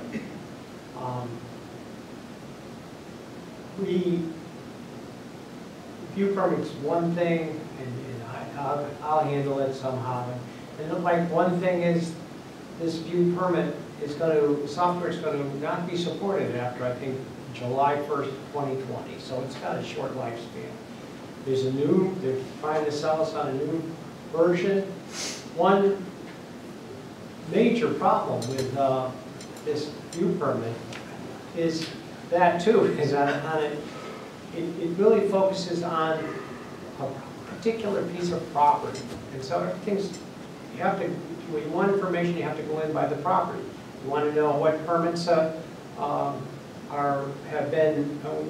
what people have signed off on a permit, you have to go and look at get the property and look through it all. But if you gave a general report where a manager could look at it, and he could say, well, here are the permits that haven't been signed off, and put them in by date order, and then focus on it, and say, and right in the same line, you could put what permits were outstanding, and I think it would be anybody, a clerical person could then do it. Your job would be to call up and say, hey, how come this you haven't signed off on this? And people would, once you did it a little bit, people would start to make sure they were signing off when they should. So that's in the new version of this view permit will do that. They have these reports. So that's another issue in the whole thing, so, and we've been getting along 4 years now, so we could struggle through a few more. And also with the town planner, we have EDC, that he has to, we don't have anybody to do EDC, but he's very capable of doing that. There's enforcement, that we're not doing the job, and that's both zoning enforcement and building. So there's definitely areas in the building and the planning department where we could do better with a little more staff. And as you said, maybe to change some job descriptions, a little reorganization. Is that in part a management issue, or is it a matter of more manpower? Both. But you can't reorganize, if you need a little more manpower, but just plugging in a person isn't going to give you the solution. You have to take the person and you have to change the job descriptions of the other people, so you integrate them into, so they're doing an effective job in everything. So, like I said, there was a lady that used to work in planning who left a couple of years ago. Won't remember her name, but she did a really good job of enforcement. Oh yeah, Robin Newton. Robin. Matt has Robin's job, right? That's correct. Say again, please. Matt has Robin's job. Yes, and my impression, and I wasn't as close as I am today because of where I sit today, but it seemed like she was kind of an old baloney person, and that she really got out and got after people. Yeah. Well, but So is Matt doing the enforcement work? He's doing the enforcement work. I haven't really followed him closely, but I think we should get in. We're talking about budgeting, and we should get as far along as we can. Well, staffing is part of budgeting. Right. Well, if you want to come back to this, we can, but I said let's. And we got to get through this tonight. We should. Here's the thing, we've talked about this view permit. I've heard this banging around here for a couple of weeks, and you know, this one doesn't want to use it, this is no good. So we should have a separate meeting with the users and sit down, okay, what is it that you don't like? I just quickly looked, and there are other software companies that provide that kind of software. And on the surface, and I'm not too deep into this at this point, but this can't be very complex software for what it is the deliverable. And to not have as part of the process to get a report off of the software that would give you a list of the permits that are outstanding and for whatever reason. I mean, that seems like it's a pretty simple thing that should be built into that without having much complexity. You can get a list of the permits that are outstanding, but why? Then you have to go and look at each. Somebody has to manage the why, right? Well, no, then it's just the information's there, but when you say, okay, this permit's outstanding, then you can get them in date order or anything else, but then if you want to know why it's outstanding, then you have to go look at the individual property, which you don't have to, you could have a report that would just list them all and put all the information right in the same way. I just looked at, you know, like Orange, Connecticut, they have a different company there. You know, there's a company in Pennsylvania that has, you know, numerous cities in Pennsylvania that they're doing this for. There's somebody in Massachusetts, so it kind of looks like they're regionalized in what they do. Well, I think the building code is that way, unfortunately. So I think you'd have to have somebody that understands the land use Yeah, I understand. laws, the building laws that are tied to Connecticut. Yeah. So that's probably why you see Pennsylvania one or Massachusetts one, Right. is because of But the I'm sure specifics. But there's one, like I said, this company's got Orange, Connecticut, so Yeah. there's got to be somebody else. And if it doesn't work, then we need to And make that change. we will have to make a decision either to stick with this and upgrade, which will cost us money, or get a new one in. But to get a new one in, you have to do a transition. There's a lot of history in this food permit. It would be just getting a new system in takes special, you know, will take manpower. It would be difficult. We'd have to be working overtime or something to get a new system in, but we could do it. Is it your opinion, Bob, that the view permitting should be managed out of the planning office? It could be. Should it be? It could be either the planning or the building. Those are the two that really have to do it. Yeah, so yeah, if you want to talk about a part-time person in planning, I'm for it. We have to, move on. We can't just leave it for the Board of Finance to struggle with. We owe it to them to make a decision that we think is the best we can make. Okay, and I would say add a part-time person to the town planner. That's what I would say. Which you haven't calculated for, but it would How's be. about $17,000? Yeah, okay.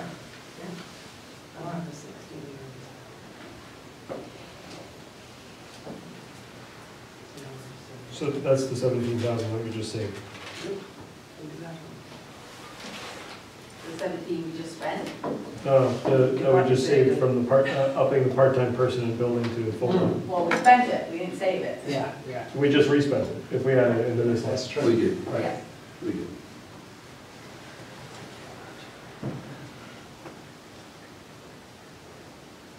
So you'd add, what, another 17 to the 13,315? Yeah. But that's also on top of the 56 we just added in another department. So that's a total bump of up 72,000. Well, no, the 56 was already in here, because you guys hadn't eliminated that position.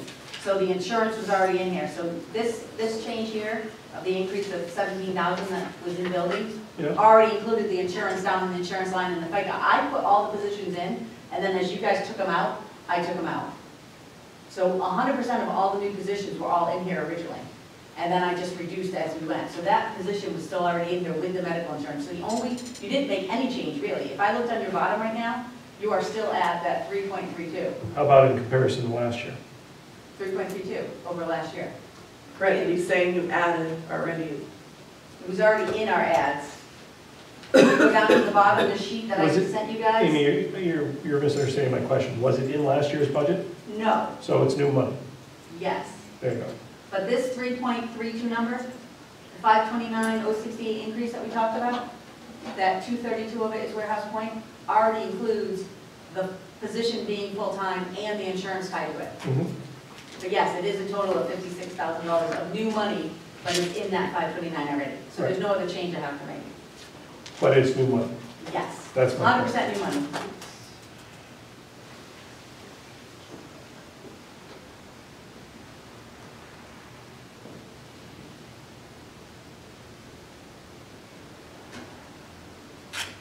But yes, 17,000 would get you 19 hours a week at the lowest clerical rate. Okay.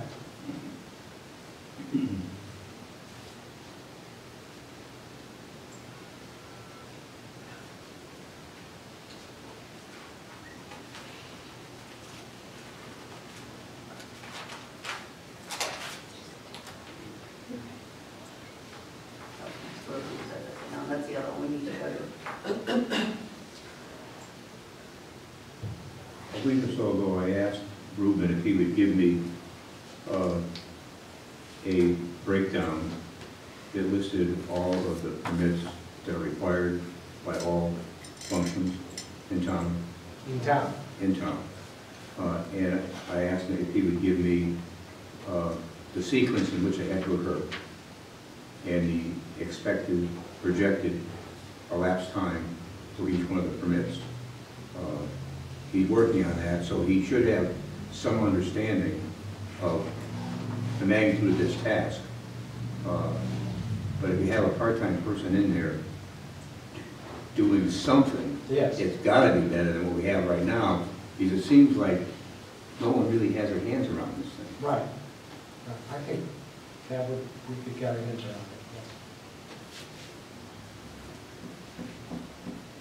So are we putting it in? Yes, Yeah. we'll vote on it with it in there, and Well, it's under there again. That's the problem. Let's just do this.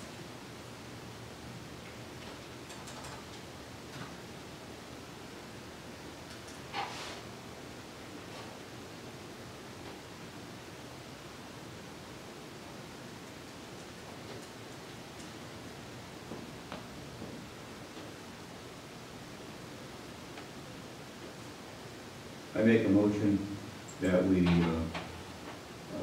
approve a 2019-20 fiscal year budget of $260,032 for the planning department. Which is a 7.50 increase. Yeah, I'll second that. Discussion? That includes the new part-time position? Yes. Yes. It was 243. Yep. Okay, all those in favor? Aye. Aye. No. Okay, well, we've done that. What's left? Road,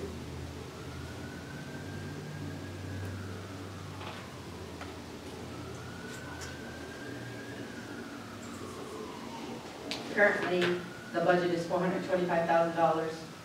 Currently, it is at $425,000 for no increase. I think the debate was, are we not doing what we should be doing? The request was for $500,000. We are only funding at $275,000, which is the minimum we need to fund at to offset the tar money that we get within general government.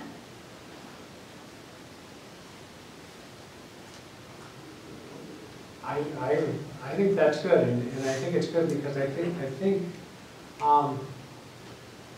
we would like to go out for planning, for bonding for over $1 million for roads. And also, I noticed in CIP there was another $500,000 for roads. I didn't understand. In capital? In Yeah, capital? they asked for $500,000 in capital. They actually asked for $1 million in capital. Yep. For They asked for roads. 500 here for Yeah. Tromley, Yeah. and they asked for $1 million in CIP. So they Yeah. asked for $1.5 million across both. Well, and with the bonding, we could give it to them.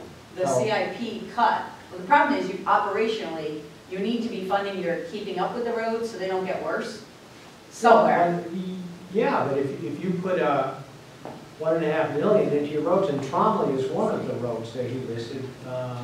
Wells might be another one. He actually had listed, when he said what he wanted bonding for, the roads he'd attack. And so by reducing this here, to me, makes sense. And it will help us with the budget this year.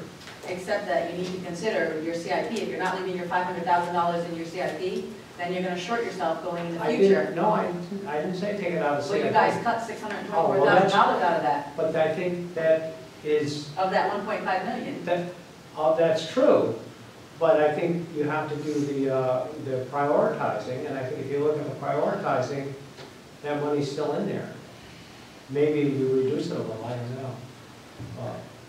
I don't know. For your road maintenance, you buy a road maintenance program that tells you you need to do X dollars. You have all these other projects that are too far gone that have to be dug up and started again, but you have these other ones that you need to maintain, and they'll tell you that it needs to be $600,000 or $700,000 a year to maintain your roads in the condition they're in. So we just need to make sure that we are not short-sighting them so that they can't keep up with just the regular stuff and more roads get in worse conditions. That's the only thing I would be If you look concerned at about. road maintenance for the last 3 years, it's been close to 275. Yeah, because we have budgets that don't pass and we end up at 2%. That's what happens, unfortunately. The 275 to buy the oils and stuff, the tarring the roads or chipping them, whatever.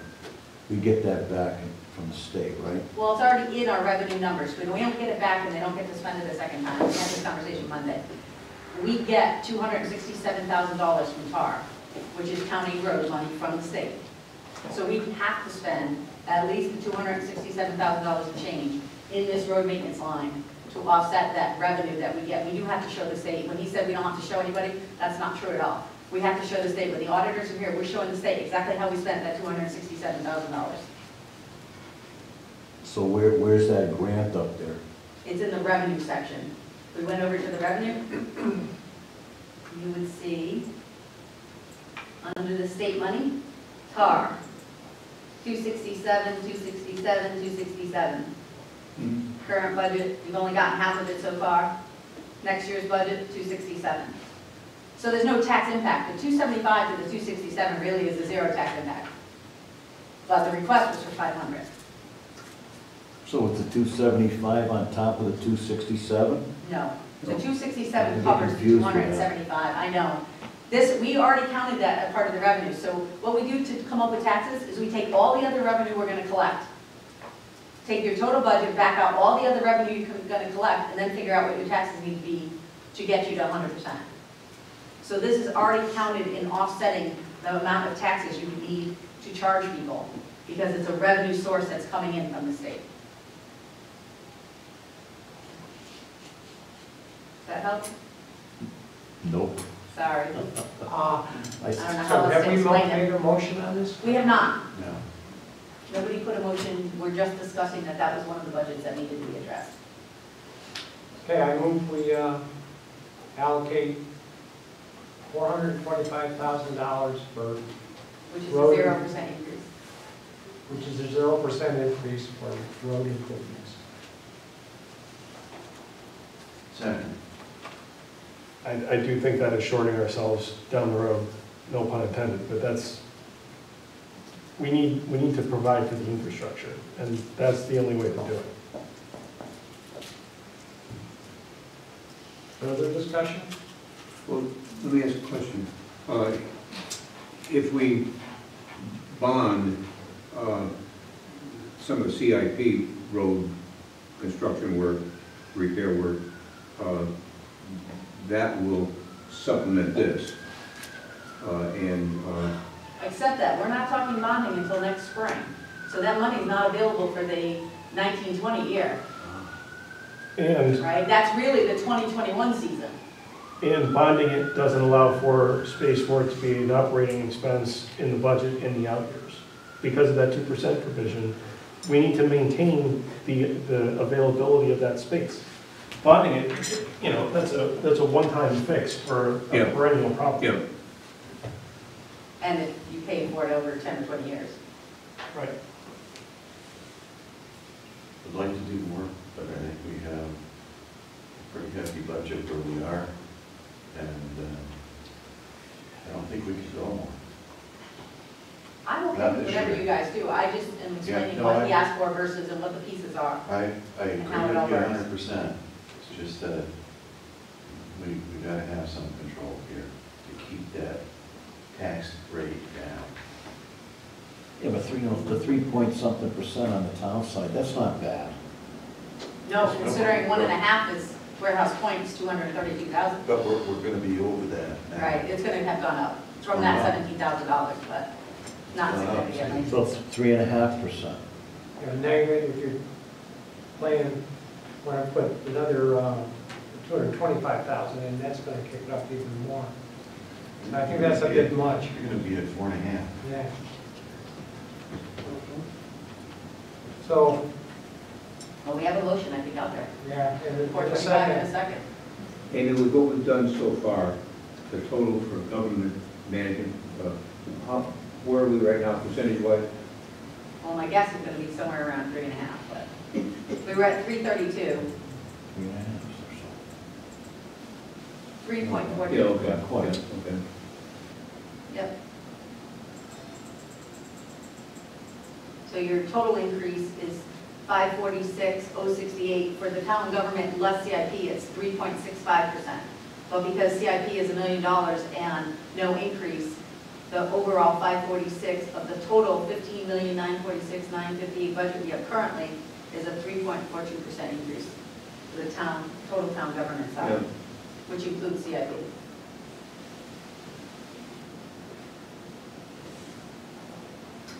CIP in the amount of, The 883, other than the leases. Right now, it's 977,668, but $94,000 of that is leases. So your CIP projects can only be $883,000, which is what they currently are this year. This is this year's budget number. okay, So you guys left that flat. So the request was for $1.5 million, and you guys are doing 883 of it. You know, if we, the roads have to be maintained. If we keep on adding money and tasks, we're gonna make it impossible for the Board of Finance to come up with anything reasonable. they can't go, they can't go to the town voters with, I don't know, 7% or something like that. They just can't. To be killed. We'll end up like getting 2%, so it's gotta be something that they can help us manage.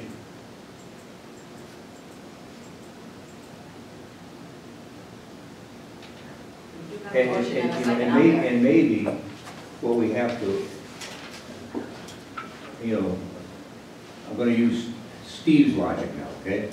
And that is, maybe we can kick the can down the road a little bit here. We're gambling on the gamblers, the casino, which is a terrible thing to do, okay? But, Jason was saying we have to keep that number up, or else it's gonna kind of go away. It's gonna fritter away, and we're not gonna be able to do the job of maintenance that we should be doing on an annual basis. Maybe what we do is to bond, and although it's not gonna help this year, bond for the 2020-21 to give the roads a shot of improvement. Well, you gotta remember, we have that $1.2 million of bridges that needs to be in there too. Say again, please? The bridges, they came forward at the last Board of Selectmen meeting with a $1.2 million price tag for the 4 bridges that the state has told us we have to fix. Yeah. So that's out there too. Yeah, So when you consider bonding, the first $1.2 million is gonna be your bridges, that's true. But not we really fixing any have roads. to, but we have to bond for $3 million, and to make it worthwhile bonding, and Lenny's given us the breakdown of where that money would be spent. Well, everybody has a whole wish list of what needs to be spent. No, but it's The pretty CIP precise. has a pretty good list. Well, What's out there? I think, well, if there's something there, and like one thing that Lenny has on there is the new drainage system for the reservoir. So if there's other CIP things that we could certainly bond with those too, to solve that. And I'm not sure why it has to be next spring. Why can't we do it in the fall? We don't have any bonding money in here in this budget. Remember, we didn't leave any, I didn't do a projection of what that cost would be. If we did it next fall, we would need money in this budget to cover the interest. Because the first 6 months you pay interest only. The 1-year anniversary, you pay your first principal payment. Okay, so, And you really wouldn't want to do fall anyhow for paving. no, Or bridge no. work, because you only have 18 months to spend 85% of it. All right, So if you do it in the spring, you've got that season and the next season. If you do it in the fall, you only give yourself 1 building season. okay, sure. And the winter doesn't really help. Our bond rating is good in the town, correct? It is. We got upgraded when I went to S&P. Yeah, and if we were to bond for $3 to $4 million, what would that do to that bond rating? Would it do any damage to it? No. No, we have plenty of capacity Yeah. in the ability to borrow. State statutes tell us it can be 7 times our expenditure or something Yeah. like that, which is ridiculous. But we would have a budget constraint problem. Depending on how high you go, if you have a 2% budget constraint, then your debt service is constrained by that 2%. That's true, but we also have that charter revision, and one thing I'm going to push like hell for is to just exempt the debt service from the 2%, and you can do that. Which would be a great thing. But the Even voters are going to capital. vote on that. Yes. Even capital would be another one that would be a good one to exempt from that. It's both capital and debt. Well, the two I'll are go really with married. that. The two are really married. Well, I mean, the only other, your capital projects are in your debt service, and Well, so a lot is of any of your- your bonded debt. yeah, but a lot of your capital, if you look in here, you're trying to do $1 million a year of capital improvement, because there's always an ongoing number of dollars that need to be spent every year. So when you go to bond, really, that should be things that you can't get to in that $1 million a year. You shouldn't be changing that $1 million a year. We should be trying to grow that too. But that $1 million a year is really for the standard things that have to keep coming. Police cars that need to be replaced, dump trucks that need to be replaced, loaders that need to be replaced, those kind of things, versus a one-time big road that's going to be $1.5 million. Because it would take you so long in that small amount you put in there every year for pavement management to get a $1.5 million road done, that it would push all these other things to the side. So really, when you're thinking bonding, it really should be things that will never make it into the $1 million you do every year. It's really two totally separate kinds of projects. If we were to put 125 back in again to bring it up to the 225, I guess, back in again, to bring it up to the 500,000. That would be 1.5% more on top of that 3.5. Yeah, it would be. You'd be at 5%. It's another, Yep. another percent and a half. Because I think it's 239 for Yeah. every percent and a half. Yeah, you're right. So yeah, we would be right around 5%. Yeah. Which I think is high. I'm not saying you guys should do it at all, but I'm telling you, you do have to do 275 because the tar money has to be spent. So we do have to do the 275. It's a tough decision, but I don't know, and I understand what Jason's saying about you got to maintain. Yep. But we also can't give the Board of Finance an impossible nut to crack. Just can't do that. I understand that totally. That's wrong on our part. You want to vote? It's 239, 460. You'll have me have that number memorized eventually, right? Should I write it down somewhere? Don't ever give me information again. Yeah, that's what I'm thinking. Okay, so all those in favor of the motion, which was? Total of 425 for road improvements, which is a 0% increase. Aye. Aye. No. Okay. Okay, so I think we're down to CIP.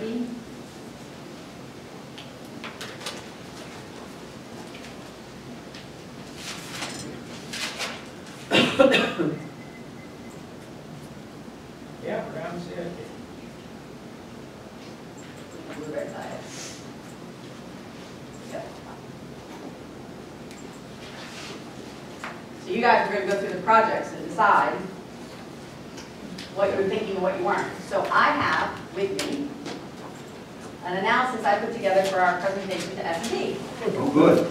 So what this has is, so every month in the Board of Finance package, there's a CNR report, which is the summation of all your capital non-recurring projects that are out there. So when you allocate that 883 to capital projects, it comes over to this fund and gets split amongst whatever projects have been approved.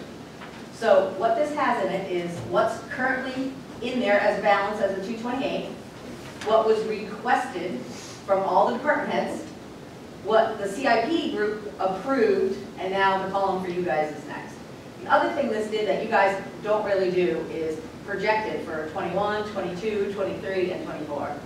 This is a true 5-year capital plan.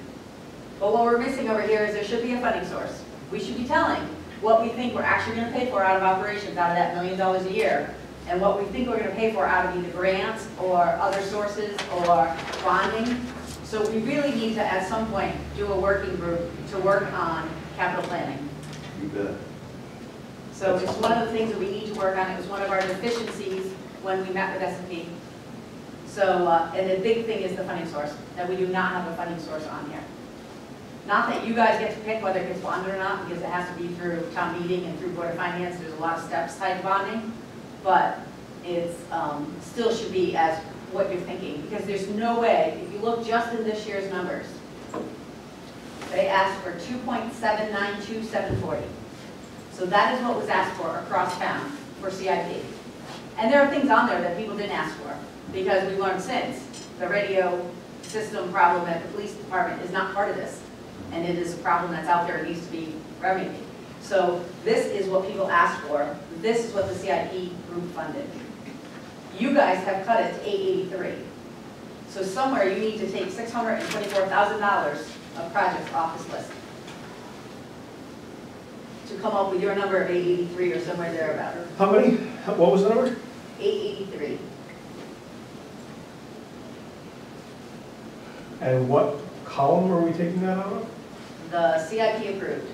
So right here, so when the selectmen, the CIP requested, Scout Hall requested an HVAC replacement for $30,000. It was not funded by the group. Got it. So we're looking column, can you scroll down a bit? Sure. So the next thing is CNR You reval. said column E we're looking at? Oh, Yep, E. the CIP Okay. approved. Yeah. So here, 100,000, 900,000 is police cruisers. That is the replacement. They are no longer doing sedans. It is now only going to be SUVs, and that's because they are not making an Interceptor anymore. And then the next gen is the required lease payment. That's the year 3 of it. And then vehicle computers, they are looking for tough books for a certain number, which Kathy talked about when she was here for her presentation. So those are those projects. Another 100,000 is Broadbrook Fire, and it's the starting of funding for a $1 million truck. They asked for 200,000, thinking they were going to need 200,000 each of the next 5 years. The board funded 100,000, thinking that maybe this would be something we should think about bonding instead. But by only funding 100,000, it pushes the out years to 225 to be able to get that $1 million when you get to the end of those 5 years. Unless you plan to bond it. Right. So why don't you put in the funding source, put bonds in the account? Yeah, take the 100,000 out. Yeah. And then they didn't have any number for lease purchase either. Right? Oh, no, I want to leave it there. What I should have done probably was move them over, copy them into you guys, so that I could delete them and know where you guys stand. Do you want to do a backup or something? No, So we, what I want to do is,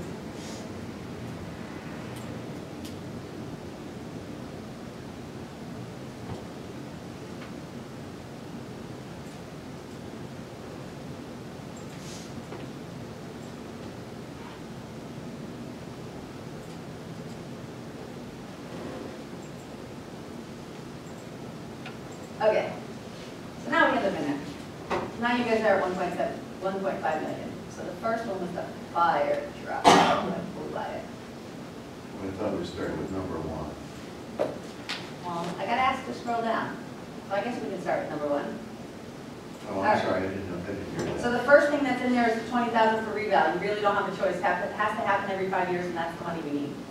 That's, I was just going by the list that was in the book. So we need to change This is when they handed out a long time ago. that. Yeah. Yeah, what they funded, their Oh, they have ranking. an That's order. their ranking sheet. yeah, they're right. This is by department, by how the CNR report looks. That's all. So I guess if you tell me where you want to go, I can go to whatever cell it is. Yeah. So what's your number 1 on there? Number 1 was the police. Okay. Police vehicles. Vehicles at 100,000. 100,900. Yeah, so I think. What they asked for, and that was what was approved by the CIP. I think we gotta keep that. Well, I think we should change that to 40, because they're getting that car that they already applied for that grant for. So. But that's not replacing a regular cruiser. They talked about that, has to go home with the K-9 officer.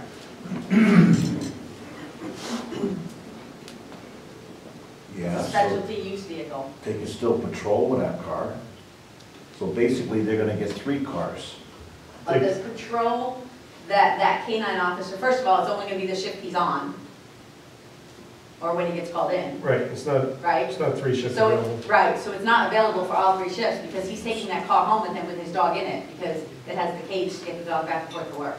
But we didn't get through approving that. I know, but they already bought the car. The grant has already happened, and they've already bought the car. Well, But if they do not have a dog, can't that car now be used for ordinary patrolling? I don't think so, because No, it was it's bought outfitted. It's just specifically in a for the garage.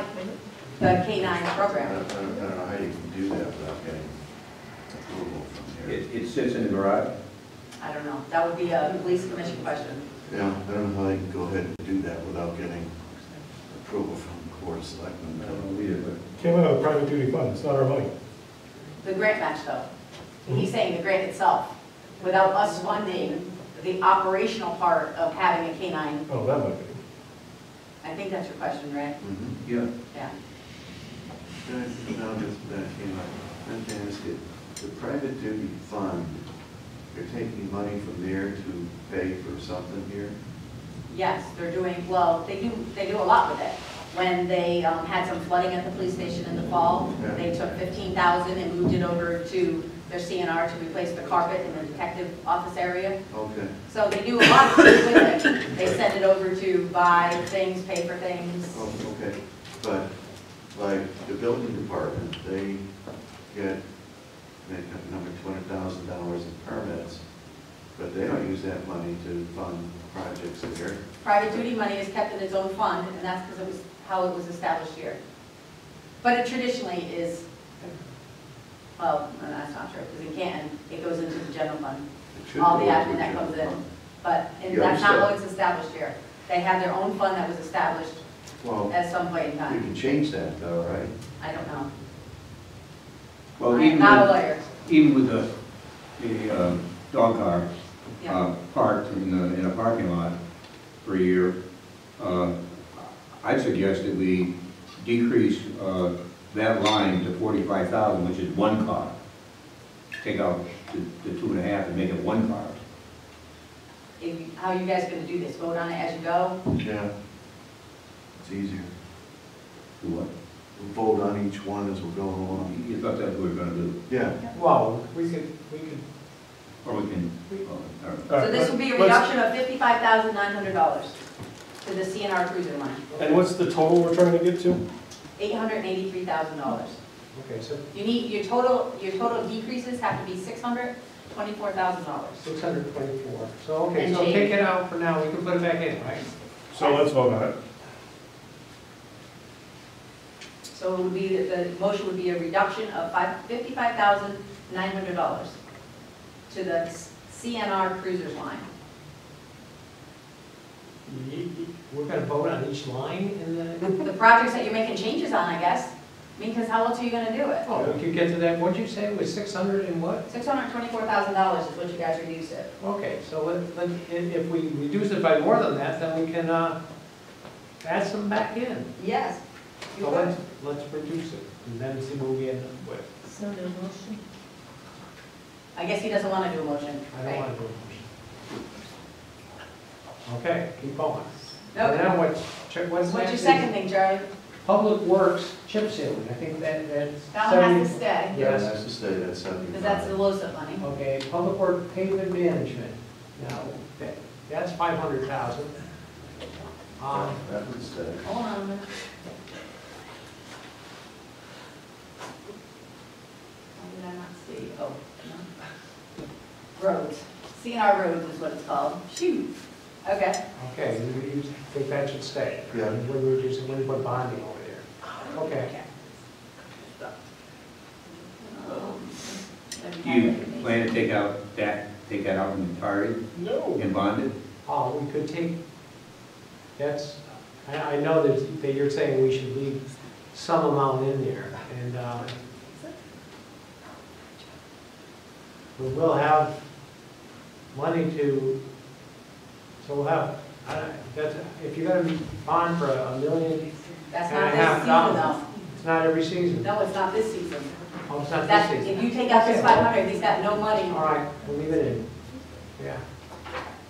So that's in How, and that, what, do we know how much an increase that is? What was it last year? It was 500,000. Okay, It's no increase.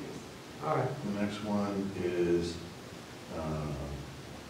police, and that's the next gen. And that's a That's- contractual Yeah, we obligation. have to pay that. That's year Yeah. 4, year 3 or 4. It's 36,980, so that stays. Okay, The next one, 5, is public works, it was vehicles for park and rec and whatever. No, the vehicles, like the CNR vehicles, like their $200,000 dump truck, yeah. that's not park and rec vehicles. That's what it says here. Says public works vehicle, right? It says park, Going, ongoing replacement of public works, parks and grounds, vehicles and equipment. So Public that's big works, trucks. park. That's not parks and rec. And grounds, be public works. Number 5? Number 5. So could we, Actually, that's not accurate, it's written here that. No, parks and grounds is all Lenny's crew. They do all the roads, all the parks, all the grounds. Parks and Rec is the programming piece of Right. it, which is what Melissa does. Right. The grounds is done by Lenny. So Right. I would say we'd have to take that out. Their truck, we put bonding, we can bond for a truck, yeah. No, that's an operating cost, and we should be doing a truck every year. I'm sure there's a rotating Okay, process that you do, truck 7 this year, truck 1 next year, a loader at some How much point. did we pay in trucks last year? Hold on a second. I think I have that. Looks like 190,000. I'm thinking that's what it was, but I'm not sure. They got 200 here.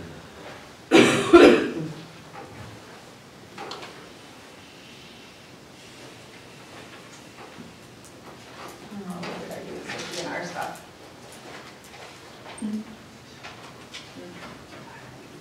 We gave them.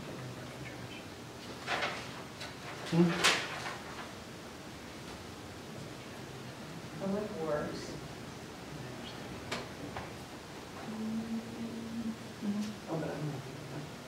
190,000. Okay. As long as you got that out, how much should we give them for, that, did we give them 500,000 for roads? Yes. Yeah. Okay, good. All right.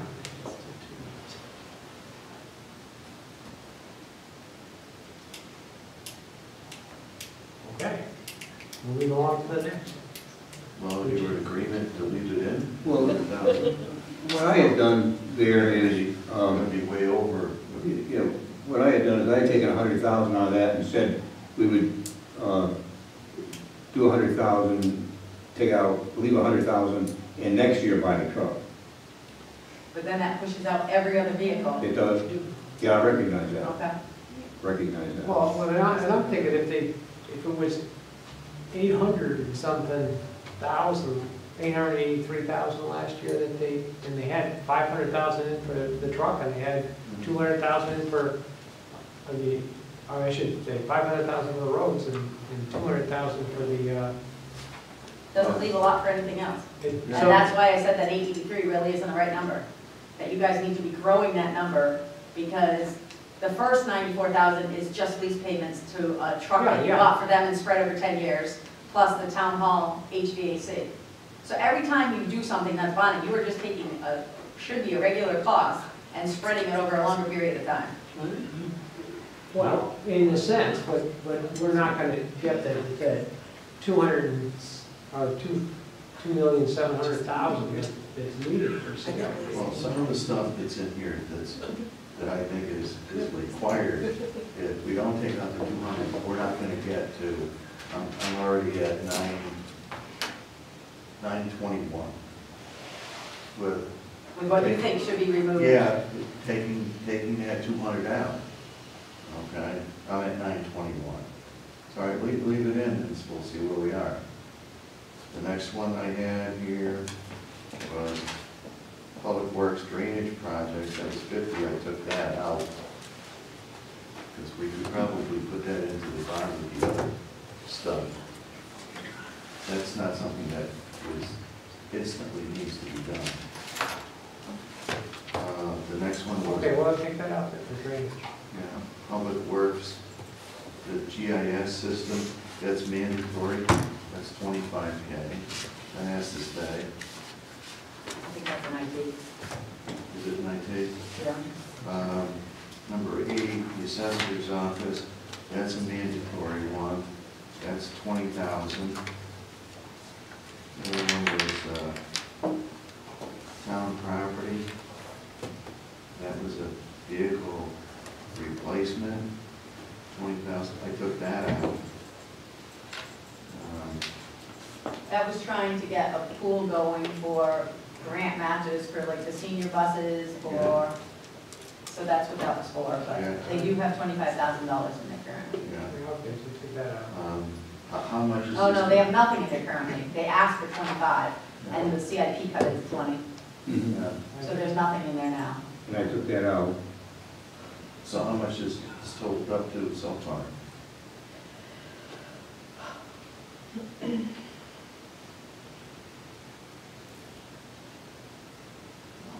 Hold on.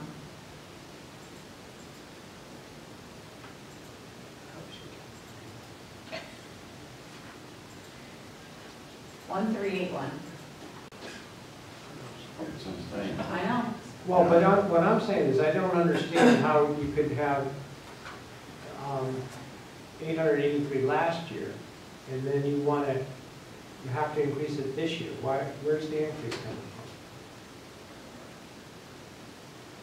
I don't know. The total projects. Andy, do you have the recommended- list of what made the 83 of last year? You used it, I think, when we were talking about it. What was in CIP last The year? 883 is what was available and in the budget for last year. This is what the requested amount.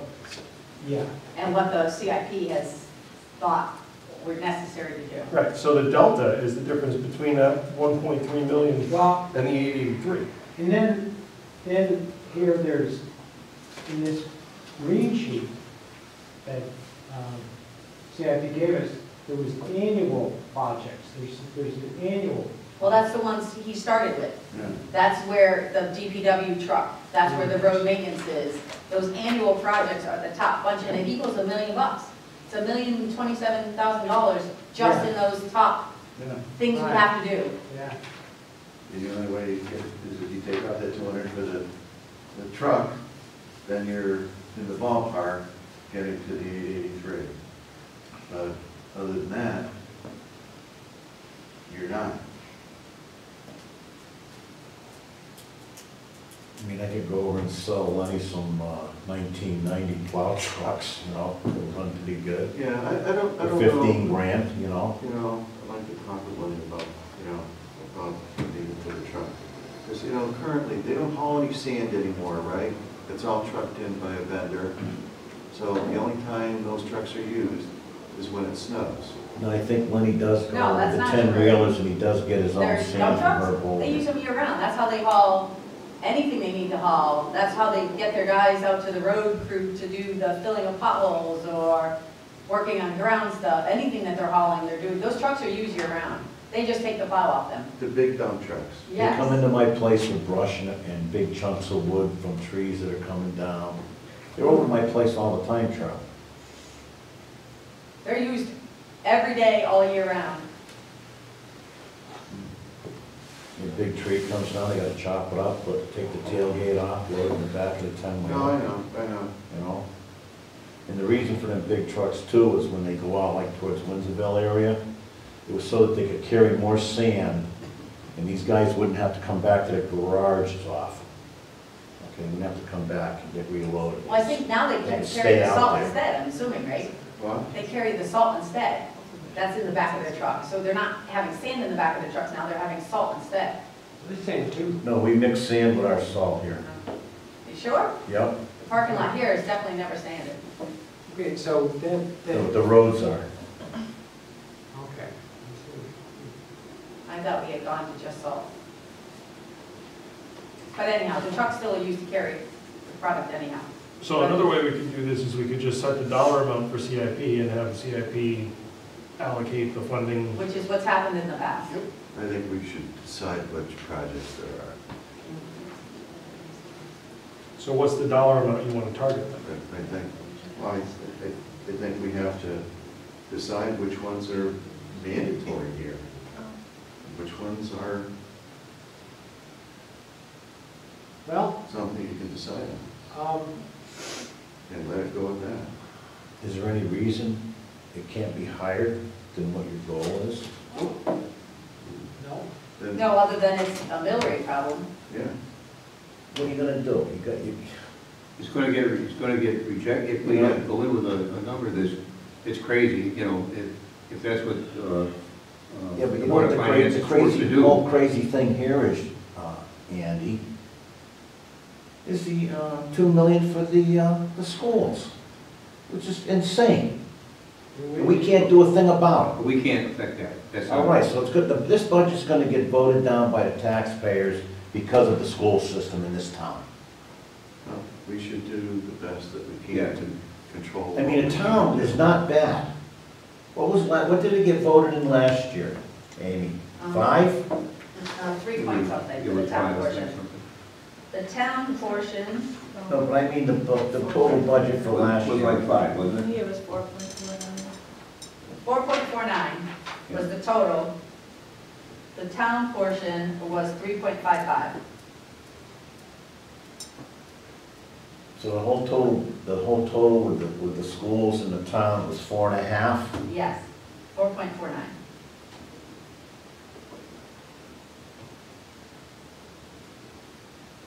Amy, in order to get this down, The tax, though, was only 2.65, because we had $1 million more in state revenue than the budget from before. Didn't feel like 2.65. Was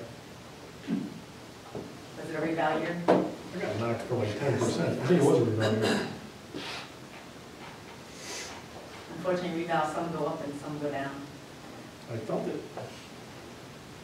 does your new number of 1.4, does that include taking the fire truck out at No, because 100K? we didn't get that far.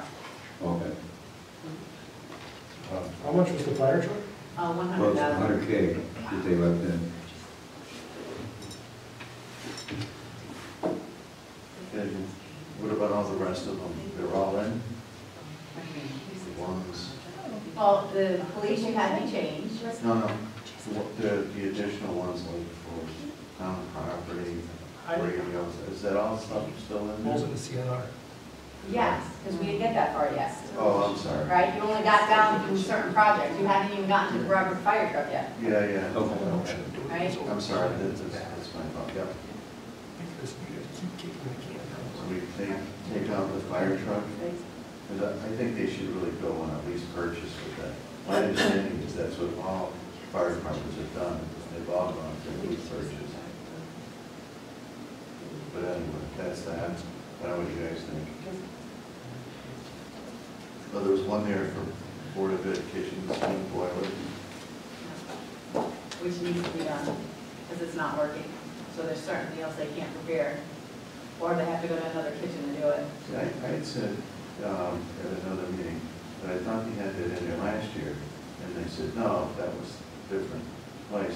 And I was looking in my book from last year, and there was a discussion about it last year. But was it at the high school, or was it a different Yeah. school? No, it was high school. That's We didn't my fund note. any projects. That's part of where we were able to cover the 83. There was nothing funded for the Board of Ed last year, because they got Alliance grant money. So they were able to cover their own projects with their Alliance grant money. So they didn't use any of the 883 last year. All right, so we have. But that doesn't mean the Alliance money went to any of these projects in particular. No, these are all new projects that need to be done. Everything that's on here was an ask that they asked for. And it's not everything was funded. If you look, there's a whole list of what was the thing, but here, the parking lot that they pushed off to the next year out. The carpeting in the S wing at the high school, they pushed out. Air conditioning in the gym, they pushed out. A roof replacement, they pushed out. But that's $3.7 million just for the high school roof. That carpeting's 25 years old. I was there when they put it in. So we left at number 10, the boiler thing in there, 1,485. Yes, the only thing so far I've taken out was the additional was the fire truck. Now we're at 1281. Okay. The next one I have here is town property PD radio generator replacement. That they've got in here for 50,000. Yes, that's half of the two. There's two towers, generators that need to be done, and it's for their towers. So one is the PD and one is the other tower. So there's two different towers. The total is $97,000. The CIP recommended funding for the $50,000 for the first one and the $47,000 next year for the second one. Do we know that the two towers are equal in cost? They thought the $50,000 was a good split. Because the feeling was if it came in a little less, then we could just leave it in that account and roll it to next year. Because that's the one nice thing about CIP. It doesn't go away at the end of the year like the general fund does. So that was the recommendation. One is, I think they're pretty close to the same size, the wattage. what they're And again, I had that cut out because of getting to a number. Anybody else? Maybe you guys want to do that one. Well, that's South Road Sewer. Yeah. That's trying to get it fixed so we can hand it off to Well, I know, WTCA. but that, is that for this year they're gonna do it? Yes, And is that part of the 1.5? yes. Oh. That was in last year when they had taken out. Yeah, I think you could take that out. Why don't we go on the board of these? Okay. Okay. So on that radio tower, then, what do you guys want to do? What number is that, Charlie? Well, it was number 12 in the list here. So should we leave that or at the 50 or take it out? I had taken it out again to get to the number, not that it's not meaningful. Number 12? Yeah, I take it out. Now that I'm starting to understand this thing better.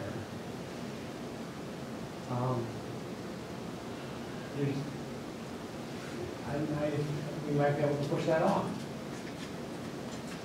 Take it down the road. So that's zeroed out?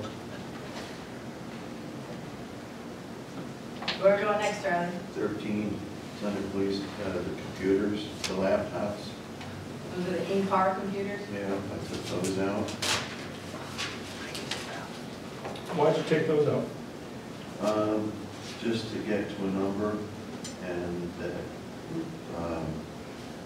was no for sure report as to which ones aren't working. I'm looking for 13 of them over time. Over time, yeah, so Well, one year 6 and 1 year 7. Yeah. There was how about just 3? So were there 3,000 apiece? Yeah, 3,500, I think. She had the actual bill right in your guys' CIP Okay. books. No, did I get a CIP book? I must have, Yes. but I don't know where the hell it is. So you want to do 3? You can do 3. Does that still qualify as a CIP project if it's below $20,000? Nope. The 20 or is it 10?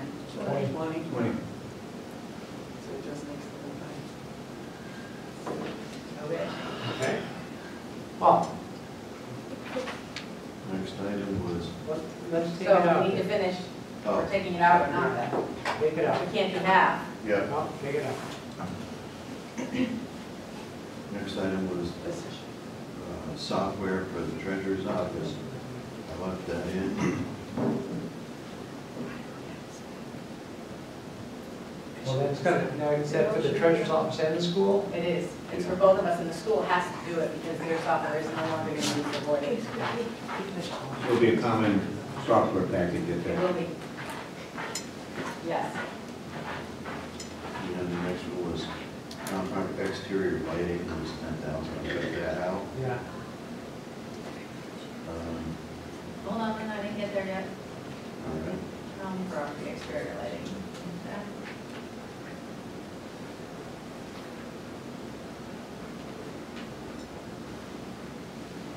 Okay. Public Works, number 15, that was for that forklift.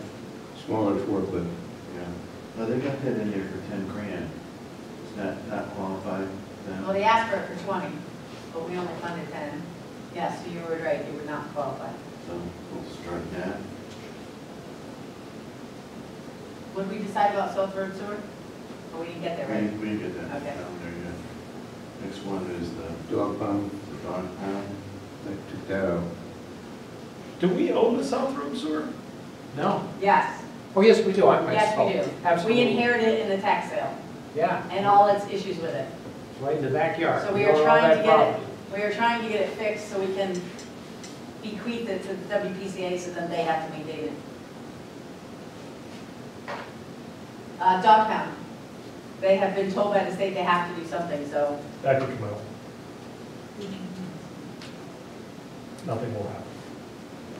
Okay. Board of Ed, Robert cafeteria tile replacement. That was 27.5, and the head in here is a note, is the original tile, and you think it was 35 years old instead of 65 years I old? went to the school Yeah. and met with the principal and went in there and into the cafeteria, and it's not the original because of the addition that was put on, and where the I-beams are in the cafeteria, that part is the new part. All the tiles are identical, so I know that it was replaced when that was done. I remember them doing that. And the second part is that they cops, there are like 12 tiles that have on one corner of the tile about anywhere from 3/8 of an inch to, But do we have an asbestos issue over there? no. Okay. When I say no, is that I was only told that, you know, well, there's asbestos glue in there. And so there's like 12 tiles that have the corner cracked off. And at this time, we're looking for places that they could have somebody come in, replace the 12 tiles of a, you know, an opposite color to have, you know, how you do that, maybe something more decorative, and we're probably talking a couple $100. And that tile is not asbestos tile. The tile is vinyl tile, because the tiles are 12 by 12, and the asbestos ones were 9 by 9 when they made those. So that I think we can take off the list for those reasons. Everybody else? Yeah. Yep. 19, Board of Ed, parking, took that off, well, that was taken off. That was not in there. Wind carpet, that was taken out. The South Road sewer, that's in there for 94. We can take that out. Okay. That's all that was in there, the rest were taken out. Yeah. So what do we got now? Now, the DPW truck is still in here. So it's $1,046,935. I think you could take 100,000 out of public works roads. The 500,000, I cut it to 400,000. So we got $400,000 of the road improvement this year. That's what I had done, I lowered it to 4.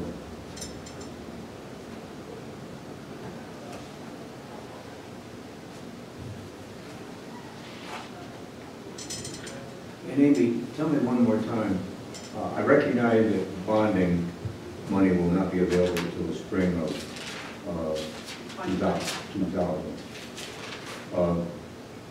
Why could we not bond that and do it in the 2021? Well, that's what we would be doing. But, so the question was, that still leaves him no money for this paving season. Yeah. If you totally cut it out and think you're gonna bond next spring, that leaves him this whole summer with no money. So we should leave money in that till, you know? Well, some of it, I mean, I think you're already doing the 400,000. Yeah. He obviously, he wanted $1 million, What so. I had done is lower that to 400,000. Yeah, if you got that 400,000, I think in his CNR, well, isn't there money in CNR already? There is. So There's that's $1 million, fine. Yeah. but it's spoken for. He Okay. already has what projects are happening with that money. But They I just bet you haven't some of happened those yet. projects are on the bonding. I don't think so. That's a big prize. Well, Okay. it's an accumulation over a period of Yeah, time. no, what I meant is, big items he might got for. Well, so what do we got now? 936, maybe? 946, 935. We're 150K high, 125K high. Well, maybe, I don't know, we're Yeah, you want 883. 83. Right, so you know, you only need We're less than 100. 60 grand, 70 grand? You guys need before to approve this, You want to get to 882, right? Okay, so close to that. No, that was different. Joe, So, operating budget, the vote we did for the operating budget is road improvements, the account, and it has salt and sand and road maintenance in there. That's different than this, right, this is the CIP line. This is all CIP. So what would the percentage be now if we went? 946, 935.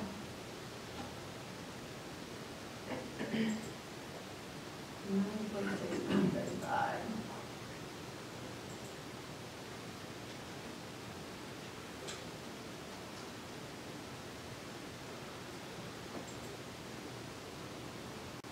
Uh-oh, something didn't work. Oh, this isn't the right one.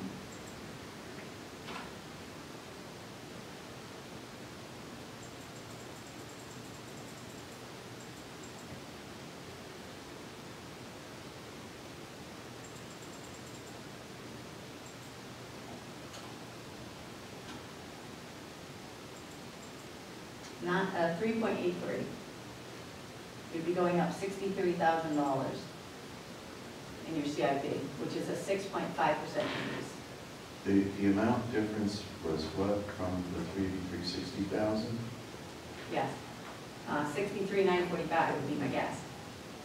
Which we're flat before. Okay.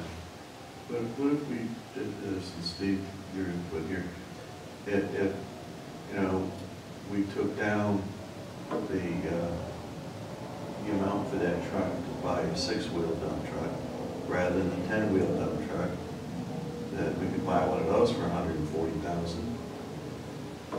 Don't you think? Yeah, but the money that he had, it wasn't just for a dump truck though, was it? It was for other equipment. Oh, it's a dump truck. Well, usually he replaces one piece of things each time, so the category covers a lot of things. Because at some point, it might need to be a backhoe, another point it could be a loader, besides the big dump truck versus little dump trucks versus roadside Yeah. mowers. I mean, there's a lot of Oh, I things thought in that there. was specific for a dump truck. I thought it was too. The I thought it request was for a truck, but that category that had that description that talked about it Yeah. covers all those things. So it's basically any public works vehicle is paid out of that line. So I. Right now, we have 2 brand-new Kenworth 10-wheel dump trucks. Yeah, And we have a brand-new 6-wheel Kenworth dump truck. yeah. Well, because we went out to bond and bought 2 trucks. That lease payment of that 94 is the purchase of those 2 trucks. So we bought 2 trucks at one point, not that far away. I don't know when, obviously before I got here, but So let's. I don't know how brand new they are anymore. I mean, I don't see us needing another 10-wheel dump truck in this town. Yeah. So So, they took one of the old 6-wheel dump trucks, yeah, and what they did is the body rotted off, so they took the body off and they chassis mounted the sander. yeah, The truck he's replacing, it So has they- frame rot. They're smartening up a little bit, and they actually took that truck and had the frame sandblasted, all painted up real nice. So that truck right there is probably good for another 5, 6 years with refurbishing the frame and everything, you know? okay. So why don't we just change this number to the 140 to get to our number? Take off the 60. Whatever. Doesn't that make sense? Yeah, I thought they were buying a 10-wheel dump truck, but if it's just equipment, you're right. And I really think that. No, it is a truck. This year, it's a truck. Okay. For Steve, we don't need another 10-wheeler, right? Ten-wheel in East And Windsor. that's where the 200 comes from. You guys had the details of what it made up from the CIP. What they were trying to cover. Yeah. The 10-wheel is a pretty awkward truck to try to plow with.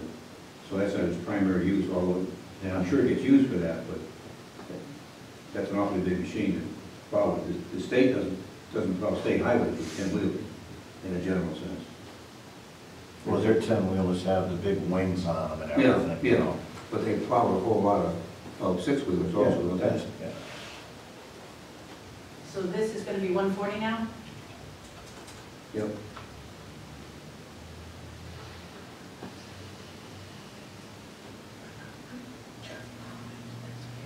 $886,935. Close enough for Yeah.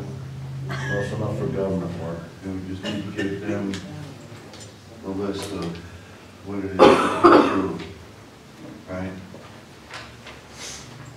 So, What did I say it was, 886?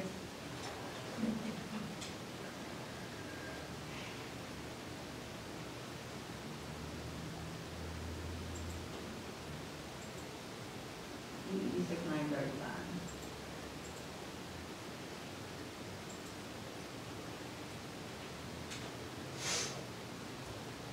And I get you guys to 3.45%. Okay, And that includes 232 for warehouse plant. okay. okay, so now, go back up to CIP. Actually, I don't think we approved that. Right, no. So, I move. Oh, it looks like you didn't do debt either. You what? You didn't do debt yesterday? Oh, no, this is CIP. Okay. So, I move we approve $981,603 for CIP. Which is an increase of 0.4%. Is there a second? Second. Discussion? All those in favor? Aye. And you're gonna give them a list of what we approved, right? So those are the projects that I'll put forward. Well, that spreadsheet that I did, Yeah. I will use when I put together the mailer, and that will go to the Board of Finance Okay. as a list Is the list of of the what you're others? covering. Yeah, okay. So it will show what they asked for, the Yeah. 2.7 million, Yeah. what the CIP approved at 1.5, Yeah. and then what you guys approved at Okay, 8.86. okay, that's good. So that will be out there. And defined by line. Yes, because those projects will be listed, if you remember the mailer from last year, Yeah. there was a list of CIP projects. That was good. It'll tell you, Okay, so you guys approve this, can you read for Jason's? No. No, that didn't matter. Well, but, yes, I think you left, right? You left, Coming so- back. Maybe you can just go over time left. Take- You left at 8:30. thank you. But yes, so your total town budget that you would be approving is 16,496,961, which is a 3.45% increase. Okay. Somebody want to make that motion? I'll make it. Okay, I move we approve the total town government of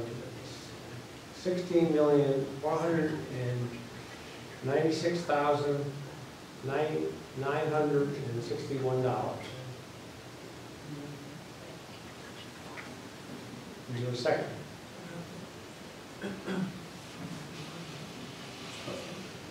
Did I say something wrong? I have discussion, but I All right, got, discussion. Go ahead. we haven't covered, we haven't approved the police budget yet. Yes, we We did. did. We did it Monday. We did? Yeah. I had listed here. Well, we'll go back and approve it. Okay. No, it was approved, Yeah. because Jason voted no, because you I took thought out the we- K-9. Oh, we had tabled that. We did, and then we went back to it, when we tabled the planner in the building a second time. Yeah. So I don't have it listed. It was approved at 3398408, which is a 1.47% increase. Okay. And That it, did get approved, huh? yep, it gave them a little more in overtime, but it removed all the animal, Yep. the canine stuff. I remember the discussion, I just didn't think we had approved it. Yep, So you get this, Yeah, I did. Well, that's the motions are in there, so that's Okay. good. I would have that. well, Yes. Under those circumstances, I second. Okay. All right. Further discussion. so I don't think we have anything that's not done yet. I think 100% of We're everything. all done, huh? Okay. I had missed that police one for some reason I had on my, Because we did originally skip it, but at the tail end of Monday night, we went back and did it. okay. I must Okay. have fallen under the table or something at that point in time. So Steve slept through it too, so you're good. Is it okay if I put in a 3.45 inches? What is the motion, the 3 point? Well, yeah. Yeah, the 16,496,961 at 3.45% increase. All right. All right, all those in favor? Aye. Okay. Just send out, maybe when you're all done with this, the final. I should send it out now. Decent. Yep. You'll get it tomorrow morning. Would I And didn't I'm entertain a going to- motion to adjourn. Oh. I'm going to put together the books for the Board of Finance. Yeah. So they'll be available tomorrow at the end of the day too, before I leave. Okay. You guys will have this, you'll have the capital. I'll send that to you also. Amy, I think to stop in tomorrow and pick up a copy of the final. Okay. When I print up on the Do thing. you want it on legal side? so you No, can actually when read I it? print up, it has to come out on the legal side, and it's awkward as heck in the book. Yeah, I got it okay. all squunched in here. So if I could get one on 11 by, or rather 8, By 11. yeah, 8.5 by 11, I sure appreciate it. Sure, I can do that. I'll move to adjourn. I second. All those in favor? Right. Kelly didn't get a vote.